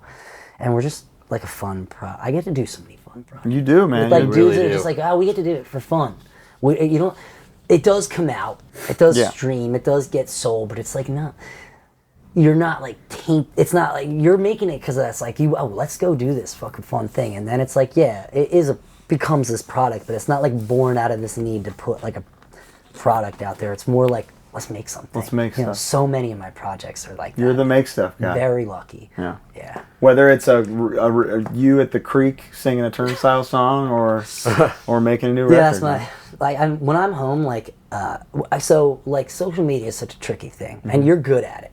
But not everybody is good at it, like naturally good at it. Like, I mean, it sucks. It sucks. Honestly, but like somebody explained it to me once, like really smart person, like years ago, when they were like, you have like your own TV, like music TV station, your own radio station, all right here. Like make it whatever you want. Mm-hmm. So rather than feeling like you have to like do a trending thing or whatever, like just like I was like, what do I want to do on here? Like I'll just play some. I like music. I'll cover songs once in a while. Play my own songs. The Creek is just like a place I go. I love the Creek. I do go play there, so it's like I go there to play. Too. It's cool. It's a cool Love spot. It connects to the creek that is on the house that Circa used to live on. We had a song called Frozen Creek, and it is the creek. Frozen Creek. That is Wow. HardLore. lore. Frozen Creek. I did meet Miss Murder there once too. You did? I don't know. We can't She's talk real, about it. man. I was told not to talk about it. God damn, I know she's real. Can you tell me about making out with Davey Havok? Did you really do that? Yeah. That's awesome. Yeah, it was beautiful. It was He just beautiful. was feeling it, right? It was within meeting him for like 2 hours. Wow. Huh. It was for an alleged book, It was right? for an alleged book. There was pictures of that it. you've yet to see. I haven't yet to see it. Okay. So at time of recording, it was just a beautiful moment. It was just a beautiful moment, and honestly, it was like that was one of my favorite experiences. He's a pretty cool guy. He just transcends time and space as Yeah. an entity, I know. and just like to be blessed by him in that way. I think honestly, it made me feel like limitless, like Bradley Cooper. We feel that way now. Yeah. Just having had a 4-hour conversation with him. Yeah, no kissing. I'm still recovering, like the ripple effect from the kiss from Davey. I'm not sure I think that brought us here. Yeah. Oh wow. I'm not sure I could have got clean. I'm not sure we would have met each other. All this The kiss. gravity. Davey sort of is a spiritual glue. He left some straight edge in you. Yeah. It's in there. He's We my sh- we gotta conscience. When I find it. said my conscience earlier, It was Davey. it was his voice. Okay, we gotta get. Well, I'll take your vape when we leave, and we'll move. We'll keep it going. Circa put out 2 more records, Mm-hmm. and has since gone on hiatus. Would you call it a hiatus? No. Feel free to I'd answer call or it a not answer. breakup. Okay. Yeah, I think hiatus was like thrusted upon us. Okay. But like, it's hard to talk about all that stuff just because like, Circa wasn't just like a band Yeah. for me. Like, so we were a family. You know what I mean? And when that shit went down, talk about things I wish I would have done different. You know, when all that shit went down, it was like such a heartbreaking thing. You know, I never imagined it going away the way it went, and none of them would have. I don't None know of the. us I would don't have. even know the yeah, context I of don't what know you're the story. talking about. We had a tour for this for Blue Sky Noise. It was like our 10-year anniversary tour. It was gonna be our third 10-year anniversary tour, and it was postponed by the 2020. pandemic like crazy. And we postponed it, and I relapsed right before, and had to go to treatment. And it was like a really stressful time for the band. And this is like all their life is doing this band, and all their life is having to deal with me, sometimes being accountable, sometimes being not. And I think it got to the point where it was so difficult and I was so far gone that I think for them, like, the best thing was for me just to get help and to focus on that. And they didn't really, nobody really knew what to do. And there was darkness descended. And, like I said, I don't like war stories. Yeah, I'm no, not that for kind sure. of guy. Yeah. Circa Survive is like the best thing that ever happened to me. And I love it more than anything. And I always want to celebrate it, and I always will. And, it's a weird situation because, what I want more than anything is for us all just to be friends with each other. And Regardless of... no matter what, Yeah. like all that stuff, like that it means to other people too, like all that stuff, like I just, and we've all kind of come together, and not all of us, but I've, since then I've been talking to everybody. Nick, the bass player, came out to see me in California, and Colin and Brendan and I have spent time together, and we've all been talking a little bit, and that just, to me, that's everything. Yeah. Like, I don't know if the band is ever going to do anything ever again. You know what I mean? Like, and even if it did, it wouldn't be the same. It just wouldn't. And people want, sometimes it's hard, because you want to give people what they want. You want to do stuff like that, but it's like not at the expense of everyone involved. and I'm a people pleaser. So I always want to give people what they want. And part of me feels like I don't even deserve to be here unless I'm doing what people want of me. You know what I mean? Yeah, of and course. so it's tough, but I don't want to put anybody in a bad situation, I just want to honor what everybody needs in their life, and just being able to be friends with those people and have them in my life in any way is like really special. And That'll be able be to more send them important. messages, be like, remember that, and Brendan and I saw each other at Ink and Dagger. We were at the Pit in Ink and Fuck Dagger yeah. in Philly, and like it feels good to be able to celebrate that again. And It should be I celebrated. love it. Yeah, it should be celebrated. Yeah. You know what I'm saying? Yeah. I'm always down. Okay. Always down. Always ready. You heard it here. Here's a little switch up for you. What is Moshtradamus? Okay, that's cool. No one ever asked me about Moshtradamus. It's like my favorite thing. Tell me. It was like a thing I wanted to call a band, like back in high school. I wanted to call a band Moshtradamus in high school. I thought it was going to be like the coolest thing. Yeah. And then at one point, like I wanted it to be like a heavy band, but then at one point I was like, wouldn't it be funny if like I made a band that was kind of like dashboardy, like early dashboard, acoustic, or like Saves the Day acoustic. Yeah. It was called Moshtradamus. It's a great idea. And then it just stayed with me forever. And when somebody was like, hey, what do you want to call your publishing company? Or like your checks get made out to, I was like, let's see that. Wow. And then there's a buddy of mine who I've written some songs with in New Jersey, who's like does like a lot of like electronic music. I believe his name is Death Barrier. I think that's what he goes by now. But we wrote some like electro pop songs, and we were going to call it Moshtradamus. So it's like this Moshtradamus thing, lives among us. Yeah, something is always. going to happen with What would Moshtradamus. Moshtradamus predict? What is he forecasting? Spin kick. I need to develop this character. Dude, that would be... You know? Yeah. Like Moshtradamus would predict. What's Like the title fight, getting back together in 2028. Yeah, Yeah, 2028. 2028, Okay. title fight. No, again, what does Moshtradamus predict? Yeah, what's he I want? think that's pretty good. Bane Trends. never actually breaking up. I mean, Moshtradamus nailed that one. Just played with him. How was that? This is good. Legends. Legends, absolutely incredible. Like, all due respect, my first tours were with Bane. One of my first Objectively shows. hilarious that any band with a ceremonious breakup plays after that. yes. But the landscape of music has changed so much, so fast in their breakup that I understand that it's like, we just want to fucking play. Dude, it's been my dream ever since a young musician to have a band that breaks up and then gets back together bigger than we started. Well, You know what I'm saying?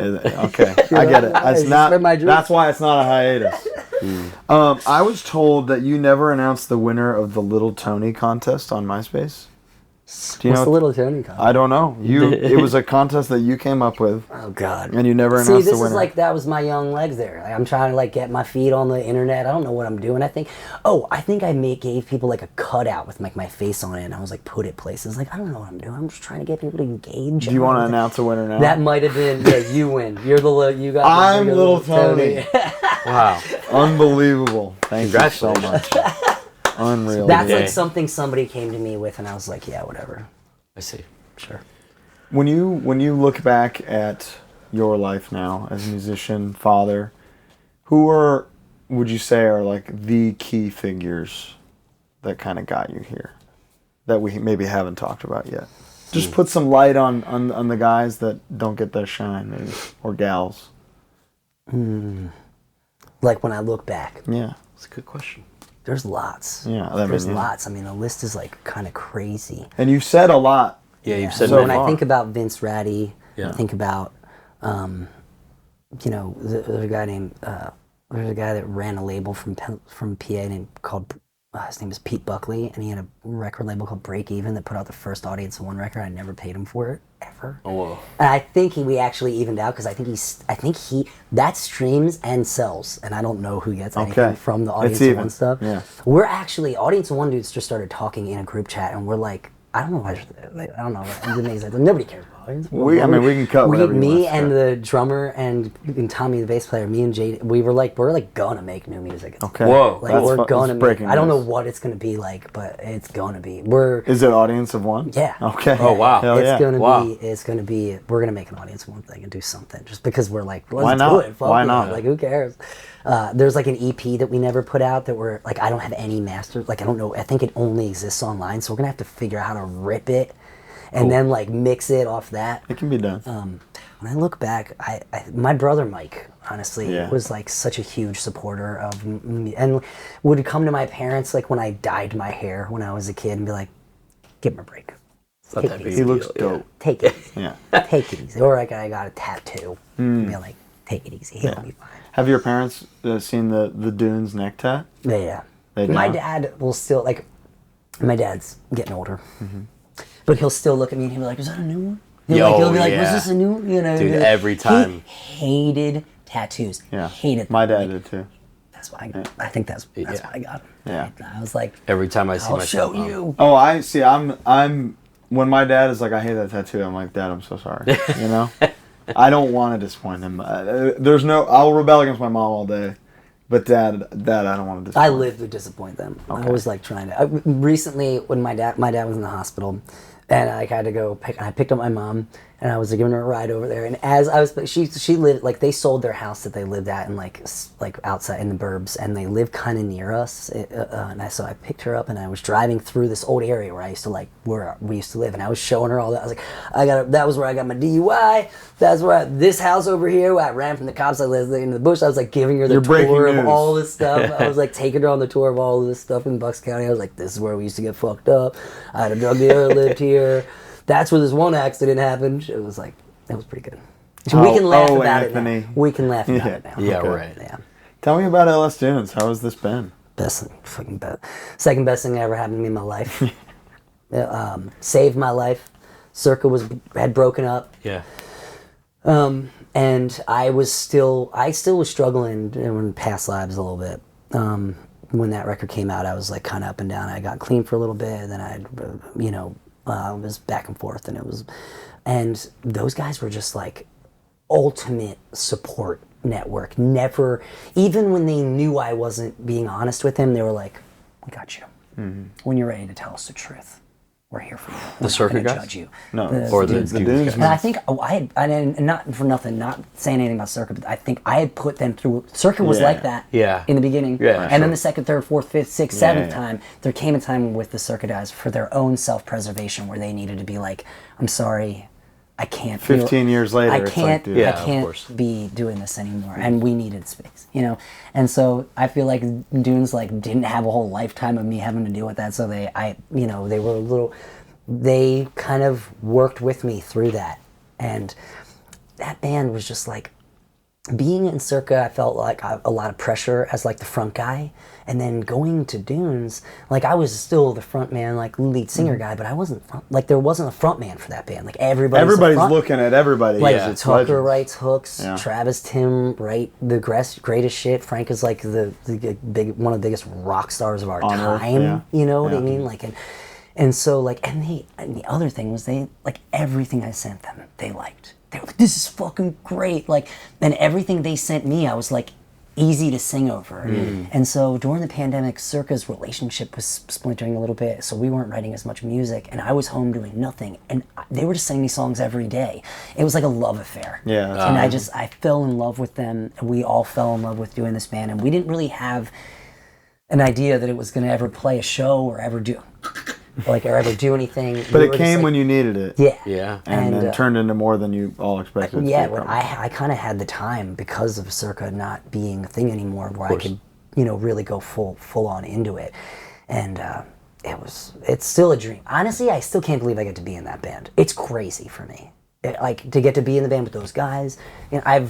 As long before I even knew Tucker. Dude, funny thing about Tucker, I punished Tucker at a Warped Tour that I went at to go see fucking the Mighty Mighty Boston with come like on, my now you're girlfriend. speaking I was my watching language.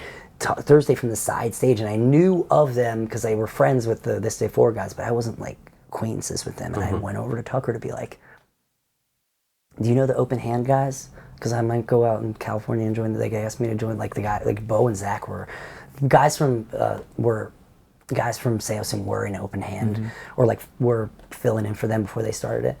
And so I was like, that was my excuse to go talk to them. Sure. Like, hey, tell me about Open Hand. Like, my buddies. Like, should I go out there? And Tucker was like so nice to me. Oh, cool. He was like, gave me the time of day, and he was packing up, which Which- I know is oh like my the worst God, time for yeah. a drummer to have to deal with that. Just dripping sweat all Dripping over sweat, himself. taking care of all man. the rest of your Yeah. band is doing whatever, you're doing work. And he was so kind to me and so nice to me. I was like, do it, dude. Does he remember that interaction? I don't think so. But I think he's just such a kind-hearted person. You know what I mean? Like, I think, he's heard me tell that story before, but God, that guy fucking rules. He's awesome. Yeah. I got lost. I can't remember what we were talking about. Yeah, we were talking talking about about the dunes. dunes, What baby. was so? When you finally got together, did you? First time we ever practiced was at Frank's basement. They sent me, Tucker was like, hey, well, you want to sing in this project I have with some of my friends? And I was like, yeah, sure. He sent me 2 or 3 songs. And it was during the pandemic, so I was home. And I think I sang on that night. And it was a couple of songs from past lives. And I sent them back to him, and he was like, hey, can you get on a call in like a couple minutes? And I was like, yeah, sure. And he was on the call with Frank and Travis and Tim. He was like, hey, we want to, and I thought it was like him and his friends from the neighborhood. Yeah. I didn't know it was like those guys. And, you know, we've toured together throughout the years, and like, I've like gotten to know them, but like this was like I never felt so like honored, accepted, like cared for, like wanted, like needed, and like I still am feeling the actual residuals of the hit that I got from them wanting me to sing for their band. I'm like, it's one of the coolest honors. We're sitting here right now. Yeah, because of right. it, you know? Yeah. It's awesome. You know, like getting to play with them, getting to write with them, you know, like, and they don't, the coolest thing about, I think, the band is like none of the guys, like they get to, it's all out of, it's a passion project. Yeah, right. None of them need it. So it's like, wherever their creative juices are like getting like, you know, built up, they get to kind of, you know, unleash whatever they want. And it's such a fun project. We're writing stuff right now, which is really cool. And getting back into like the cycle of just sending stuff to each other. Like Frank's going to be busy. Everybody's busy. But like when we get into a writing mode, it's like a fun thing. Cool. So the Black Parade continues, obviously. Oh, yeah. But there's more to come. There's more dunes coming. Yeah. There's like, you know, I think it's probably going to look a little different. Like all of us are too old to tour how we did on this record. And like, I don't think any of us want to go out on like 6-week tours anymore. But like And you don't have to. Anymore. Right. You It's don't not have necessary. when we did You any, do 5-day cruises now. I would love to see that band be a thing where like whenever it happens, it's just not stressful for anybody, because I know how stressful Frank and Tucker and Tim and Travis, like normal day jobs can be. The thing that has to pay their bills, the stuff that they do, and I never want this project to take them away from their family or add to any of the stress that is already, you know. I like being the singer that just says yes. Fuck yeah. Did you record with Will Yip? Yeah. Did you record in Conshohocken? Yeah, so the second record, we recorded all together. The first record, it was like, they recorded a bunch of parts in different places, and Will, like, Frankenstein, I did all the vocals there. Yeah. But this time, Will and I got to, like, chill before the band even got there, and, like, we kind of moved some stuff around. Did and, you like, eat at Great American Pub? Every day. Every single day. every day. Yeah, that's And right. I have a meal that I get there. Tell me about the meal. So what It's is a it? salad. It's a salad with avocado. It's basically Will's. What Will's gets. Yeah, Yeah, avocado, egg, and I get extra egg. I got like 3 or 4 I eggs. love an egg. Yeah. Yeah. They have, you know, the eggs have all this stuff that. I hear Yeah. that all you need is a little vitamin C, and then you're good to go. That's what they're Harm's saying. Way did our last record, like right in the wake of that. Okay. So Will was talking about it at the time. Yep. And it was just fun to. I'm You're tying right. that in now. Yep. I'm realizing that was the It same was time. that salad. That guy. What's your When favorite was the fret? last Harm's Way record? What? It was Common Suffering. Common It came out late 2023. Okay, cool. Very cool. What's your favorite fret? Honestly, it's the fret. It's the okay. Where was this? It's 12, 11. Ooh. Dude, 11? Because that's kind of going, if you're doing open, going down. So that's me. That's why I like. So this is 11 on the E. Mm-hmm. That would be 6 on the A, that's my favorite fret. 6. Yeah, right above 5. Oh, wow, you're right.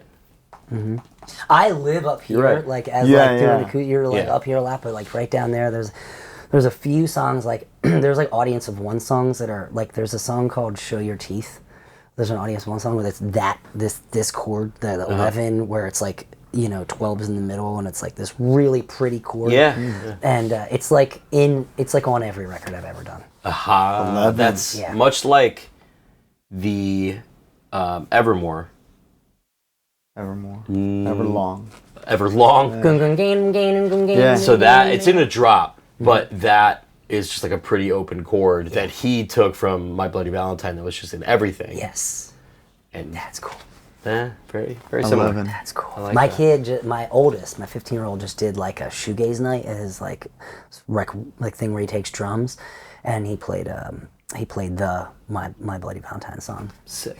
Fuck yeah. And So your kids another like really cool shit. They love awesome shit. How- they how- love cooler shit than I am. There's How old is 14, the- 13, or 15, 13. There's too many. There's an 8 in there somewhere. There might be a 10 or 11 in there somewhere. But I'm like how many musicians? They all can play. Wow. They all can play, but I'm a freak. I love music too much. And so I don't want to be the guy that spoils it for Yeah. them. You know, I Or don't want to be the guy that bombards them in a makes way them that's have to do like, it. ugh. Like, so it's like, I want, you know, they're snowboarders, they're skaters, they're good at everything, dude. They blow my mind. The 2 youngest are like, they're all good at sports. They all love sports. Like, they're good at everything, and they're cool people. They're really, people think because you have kids that you like kids. I really don't like kids very much. No. Be like your My kids. kids were cool as fuck, dude. Well, I'm just saying, if I'm not trying to talk shit, they make being a dad very easy for me. Okay, Nice. that's a great answer. They're cool. Good kid. I'm not a great dad. I can't be like, I'm not like I'm not like good at being like, you can't do this or you like. There's boundaries you need to have for things, but But I just think you've been so open about your struggles your whole life that it's like, I think would that's rather part of be- the openness. yeah, and I think we have a good relationship because I'm not trying to control them. I want them to make the best decision, but I'll be there for them regardless of what road they take. You know what I mean? But I'm not going to bully them into where I think is the best thing for them, because sometimes the best thing for you is to fuck up. Yeah. You know what I mean? Yeah. And We you know, only there's a learn grace from to that. failure. Yeah, it's just, You know? it's scary to be in a world where, like, you know, I was doing weird drugs at their age that if they were to do that shit now could kill them. Yeah, right. 'Cause So like I never want to have that mentality of like, yeah, you know, like complete abstinence, but like I can't avoid that now. Like, Yeah. you know, But fentanyl now is not what it was, you know? like it's crazy because when I was first getting fucked up, I really didn't hear about fentanyl. And then I got clean, and I was clean for like 5 or 6 years, and when I came back, it was just fentanyl. Yeah. So it was like, you know, at the end of my time, the last time I went to rehab, when I did a urine test, there was no, like, fentanyl doesn't come up like heroin. It metabolizes differently. So it confused people in the beginning when they would like, people would be dead, and they'd be like, there's no dihydromorphine in their system. Right. It's Whoa. like, because it reads different, synthetic. And now it's like the #1 cause of death in, Yeah, it's in huge. adults. It's so terrible. I honestly, I wish we had like better leadership that would like be able to help people, like, because it's such a cyclical thing. It eats at your mental thing, so you don't feel like you can get better ever. It's like the way we handle addiction in this fucking country is really, even the way it's really tough. I think it would be the whole reason why I feel like I try to be more open about it and like try to fight the like backwash of shame that comes up when I start stigma. talking about it, you know, like, because I think it is important for people that have gone through it to be like, there's hope, like, you give a little hope and strength for people who need it. You know what I mean? Because there is a different way of life. You don't have to live like that.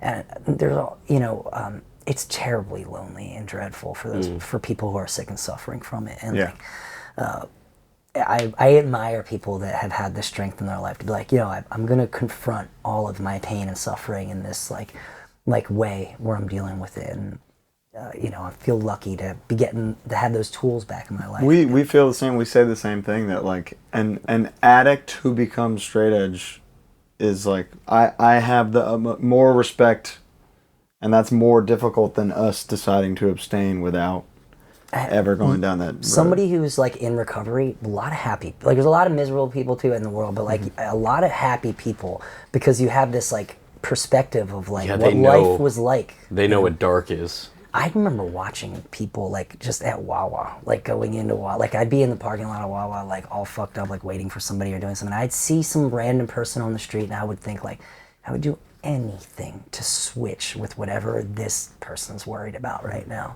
than to have to fucking keep this shit up. Like, just constant wanting to die. Being okay, like, you might die. Yeah. Like, it wouldn't be, you know, worst thing ever. So, part of the message is, like, there's a different way of life for people if they want it. And I like, whatever it took to get through that was worth it if you're you give it meaning. You Yeah, know what I mean? 100%. So you give it meaning by showing up now the best that you can to show people, like there's a different way of life if you want something else. Damn. Well, we appreciate your openness and honesty about that, and they will too, for sure. time. So thank you for that. This has been unbelievable. Yeah, I love it. I'm so stoked to get to be on here. It was very cool. We're stoked to have you. Yeah, let's do it more. I'm down. You should make a Moshtradamus character, dude. Moshtradamus is something. Maybe we'll we get can- Moshtradamus to chime in every week. I almost got to be in that guy. You know the guy who with the mustache who does like hardcore. Like he comes out of like hardcore retirement. And he pretends. Oh, he's Stanley. Stanley. Yeah. That guy he's He's awesome. He's so Very awesome. funny, yeah. I almost got to be in like a little movie he was making. Where, Oh yeah, the Moshumentary. yeah, I was gonna be like the judge. That would have been At a the good end, like, debut for good- Moshtradamus. Good Moshtradamus judge. But You know the something Chappelle happened. skit? Is it Black Nostradamus? What's the Well, character's name? Yeah, it's that, but But it's something else. yeah. But like doing that where it's like the China symbol will no longer symbolize, Corniness. you know. Yeah, exactly. No, it's the best. Let's go. Let's Soulfly. Come on now. Yeah, I agree. Soulfly? Soulfly. Soulfly. Huge fan of the first record. Yeah. I mean, that's like when I was growing up, like stuff like that, like Hatebreed, like that was the heaviest thing I had ever heard at the time. You know, Still like, the is. heaviest thing before that was like Korn. Yeah. You know what I Yeah, mean? yeah. So it was like getting opened up. And but at to what that world. cost, you know? Yeah. Let's wind it down here a little bit. Let's talk about a few things that we'd like to talk about with every guest here. Important stuff. Food. Oh yeah. You brought a suitcase full of noodles, Noodles, on this mac cruise. and cheese. Did you? Yeah. Are you a meat eater? I don't eat meat. Okay. I did eat fish for the first time in like 12 years. This last, just to try it. They What don't can have you do? any feet. Yeah. I don't think they No, feel no, I'm no, not sure they they don't. feel anything. They forget. They know nothing. They're not there. So what's your place of choice? Like if you're on a long tour and you guys stop somewhere to eat, what are you really excited to have? I mean, I love eating good food, and like I respond just like everybody do, like a good healthy meal. But I'm also like a piece of shit. Well, like I love a Twinkie. Oh. I like a Sonic breakfast burrito. Oh man, that's dark. I love a Sonic breakfast burrito. I like get a grilled cheese from In-N-Out. I'm like a piece of shit. You're I one of also us. eat like once every 2 days when I'm on tour. Yeah, you're slender. You're not one of us. Slenderman. You're not us. Here's the thing is so I like won't eat for a long time, and then when I do, I eat like a pro eater who's like eating like I'll eat 3 entrees. and Binge, shit yeah. like that. Hell yeah. Yeah. It's called binge eating disorder. But I have do. it as well. It's crazy.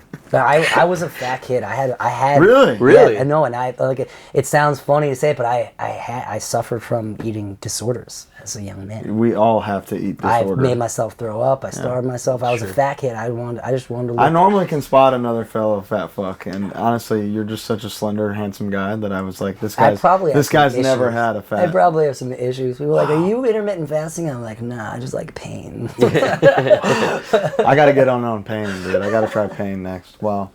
So what's your spot though? What's number one? Where are you pulling off the highway for? Maybe the whole band. Let's say. I don't know because it's all different. Like, because Yeah. like some people are weird with stuff, but like there's been times with Dunes. Dunes, we've had a couple dinners at Olive Garden, Beautiful. P.F. Chang's, Oh, Peter Chang's, we call it. no problem. Peter fucking Peter Chang's. F. Chang. Peter fucking Yeah. Chang's is what we Chang's. call it. And things like that where it's like, oh, you know, you go to where everybody can eat or whatever. Yeah. Oh, am I lonesome?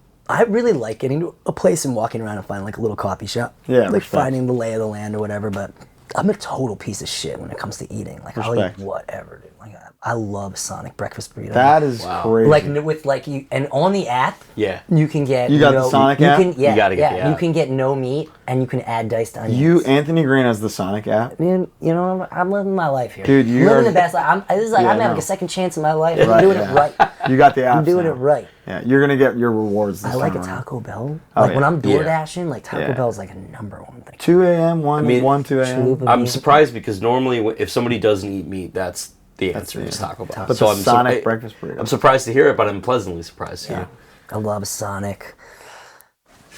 It's tough. Like there's certain places like I love the Chicago Diner. You know, it. the Yeah. Chicago Diners. Have like, you been to Handlebar? I think so. This is a PSA to all vegan, vegetarian, meat eaters, anybody.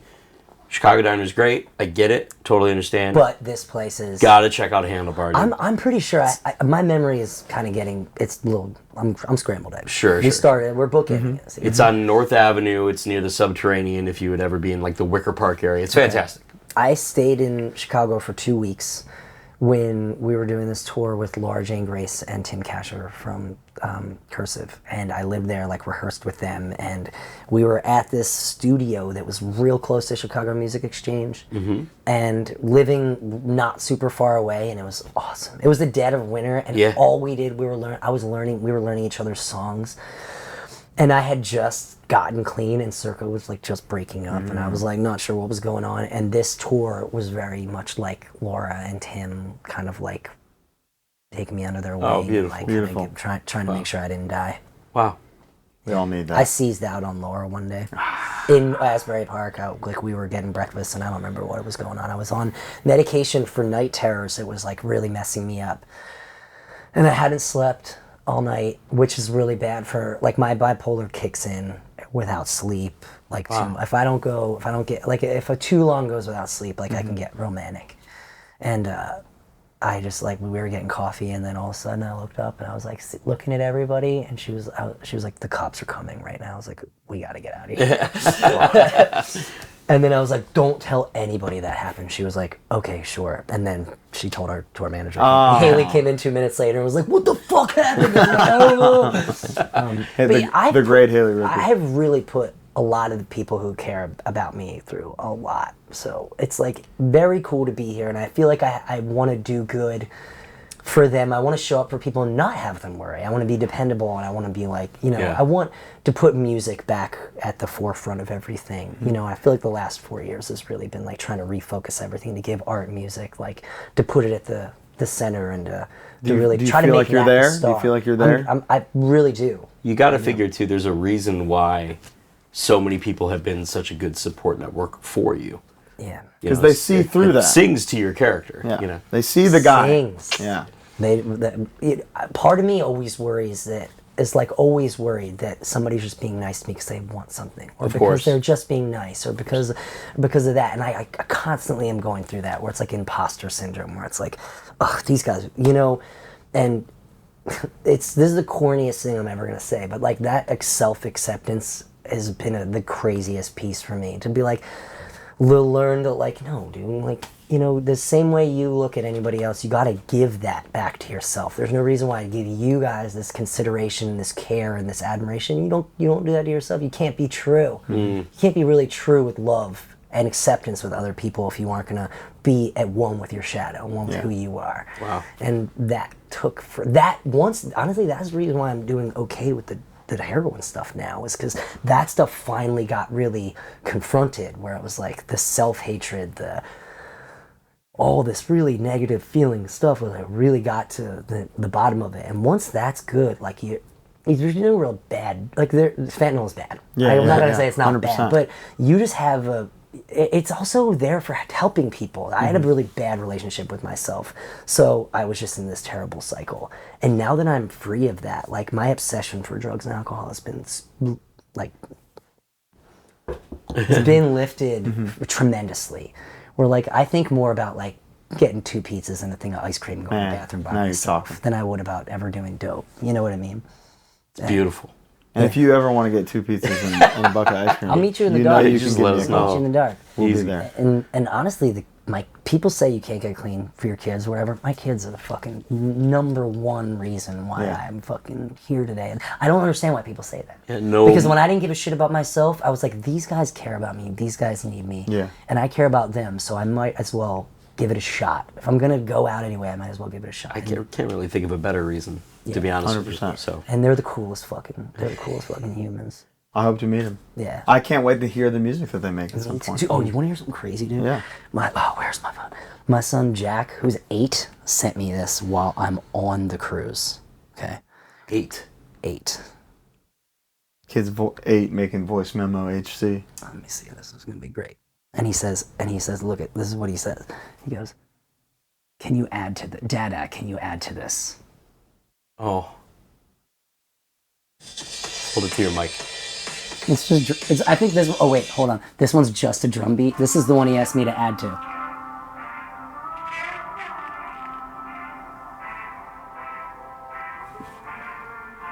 It's so weird.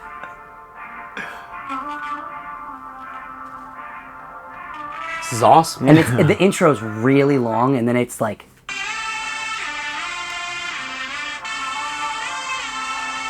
He's 8. It's I honestly, He's I gonna cannot- be 9. He's gonna be 9 November 16th. Yeah. That's my birthday. No way, Yeah. dude. That's my Jack. You're Congratulations. Scorpio. My younger brother's name is Jack. It's all come Cool. together. Look at Yeah, this. It is. Yeah. Jack. So you'll be home in time. Yeah. Congrats. Like I had to miss 2 birthdays this year, which sucks. Yeah. It's that type of shit. Your kids don't give a fuck if you're in a band or you're No. punk or people think you're cool. But the like birthday, you're they dad, remember. you're not there. Yeah. They just want you there. Yeah. Now, in all your days, and in all your ups and downs, Okay. you ever see a ghost? Yeah. Yeah. There we go. Yeah, I've had a few apparition experiences. Talk to me. The house that I lived in Bucks County, there somebody took their life in the house. Did they tell you when you moved in? My brothers and stuff would tell me, and it was where our garage is, I guess. And so I would always hear stuff in there, and I would always hear things where I was like, and the house itself would just, you'd hear people in the hallway, you'd hear things moving around, and there'd be nobody there. There was a time my dad took me to Ireland. He would go to Ireland once a year just to tie one on. Like after he was like that was how he dealt with his drinking. He would just kind of like condense it to certain times of the year in certain places. And when I was like 12 or 13, I was listening to Holes Live Through This like the whole time that I was out there for some reason too. And there was stuff in the hallway. Like I kept hearing it. We lit like the apartment that we were staying at was above a bar. It was like they had a bar that like turned into like a little inn, and he would just be down there, and I was by myself. So I was like hearing stuff that I thought was the bar. And I kept going out to look because I kept feeling like there was something boom, boom, boom on the door. And I'm sitting in there and I'm hearing stuff, and I'm going to the door and I'm getting really scared. And I get up, go to the bathroom, and I'm in the bathroom, and I'm feeling like my dad's either in the room or like somebody walked in, and I turn around to be like, oh, is the door opening? Are you in the room? Like, are you in here? And there's just like there's like a shadow person. There's like a shadow person like in the room, and it just scared the fucking shit out of me. And you've never forgotten? Yeah, I never. And I closed the bathroom door and was in the bathroom for a little while before I came out, and it was gone. And I suffered from sleep paralysis a whole bunch growing up. Oh, So like yeah. I would see the hag. The hat I man. would see a woman. I would see like a witch, or like a big animal. Thing, yeah. I've seen something there, Yeah. and I get the bang. You get Yes, the bang. The bang yes. is crazy. I can remember being in 2nd grade and being in the nurse's office and having it, and being in like not being able to move, and Yeah. like just like it was crazy. It's the weirdest thing. Yeah, it happened to me a lot growing up. It's definitive proof. Ghosts are real. Yeah, And with that, we have just one more question. yeah. Could you tell us your 4 favorite hardcore records of all time? Okay, so functioning on Impatience, Coalesce, Respect. In Response, This Day Forward. I love Henry Rollins, but I also like everything that, like I loved Wait, like and that was huge, but also like I loved like SOA, and then, like when I got into all that, like it's hard to like I loved Black Flag, but it was also like I couldn't really follow all of it. Yeah, it's you a know? lot. I would say like the Minor Threat, the Discog of Yeah. all of it together. Do I have maybe Teen Idols or Bad Brains? Which record? Fuck. The yellow one, the Bad Brains The one. one with the fucking With the Capitol yeah, Tower? what was that record called? It was self-titled because Self-titled it was just a cassette at first. Yeah, it was, how many songs were on it? 12, Yeah. 10. Yeah. Okay. I think it's sometimes called Bandit DC. The Roar, It was like Roar tape, right? ROIR tape. But also like Because a lot of those bands that like I would listen to like didn't have records. It was like I don't know a couple bastards ever had like a record. They just put out like seven inches singles and whatever. That's so cool. But I also like never really like it wasn't like when I loved that shit. I think a part of it was just like I just loved everything about the way this music felt. But when I remember like hearing like I remember hearing like Sunny Day Real Estate and being like, what the fuck is this? Or like Embrace. Yeah. And being like, this is my threat. This is me now. This is my threat. What is that? That Embrace record was cool. I guess that's not really a hardcore record. But it counts. I guess Right to Cave In, Spring. I'm gonna pick Cave In, and I'm gonna go with Jupiter instead of Respect. one of the metalcore records, because I still think that it's a hardcore record, and I think that it's like what they, I don't know. I guess it's not really. It's the one people like all got lost on them. I love it.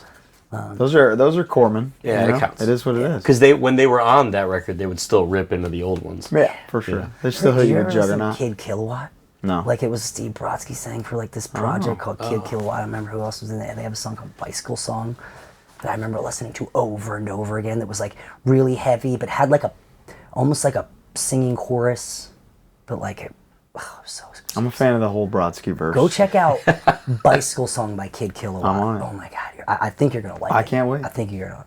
And on that note, Did I give you 4? Yeah. you gave me 6, I think. Do you consider Frodus a hardcore band? I don't know what that is. I've never Frodus considered was it. like a 3-piece, heavier band. I know Frodo. Frodo. You know I know all about Mordor. Frodo. Yeah. Did you listen to 400 Years? Yeah. 400 Years was a great band. Yeah. I can't remember what the record was called though. It was like Man in Transmission. I can't remember things. My memory's so bad. You've been Pretty through a good, lot. I'm not gonna lie. And you're still doing very well regardless. Anthony, we can't thank you enough for joining us today. My pleasure. It's My been pleasure. unbelievable. I love talking about music, and I love you two so much. We love you Thanks so for much. paying attention to my bands and shit. Oh my God, you kidding me, dude? Yeah, let's get old together. Let's do it. get old together. I love that idea. Yeah. We're gonna get old together. You're gonna get old with us. Let's start a band. We can Done. start a band. You heard it here. I'll play drums. Moshtradamus. I'll play drums. Done, Moshtradamus. dude. Yeah. Moshtradamus I'm is down. born. It can happen. I'm down. It is. Thank you all for watching. Thank you all for listening. Ellis Dune's new record out now soon. Anthony Green, new record out every couple weeks. I'm working on some shit. There's some shit happening. He's always got stuff. Check out anything he's doing anytime because it's going to be great. Thank you all. This episode is brought to you by Mad Vintage.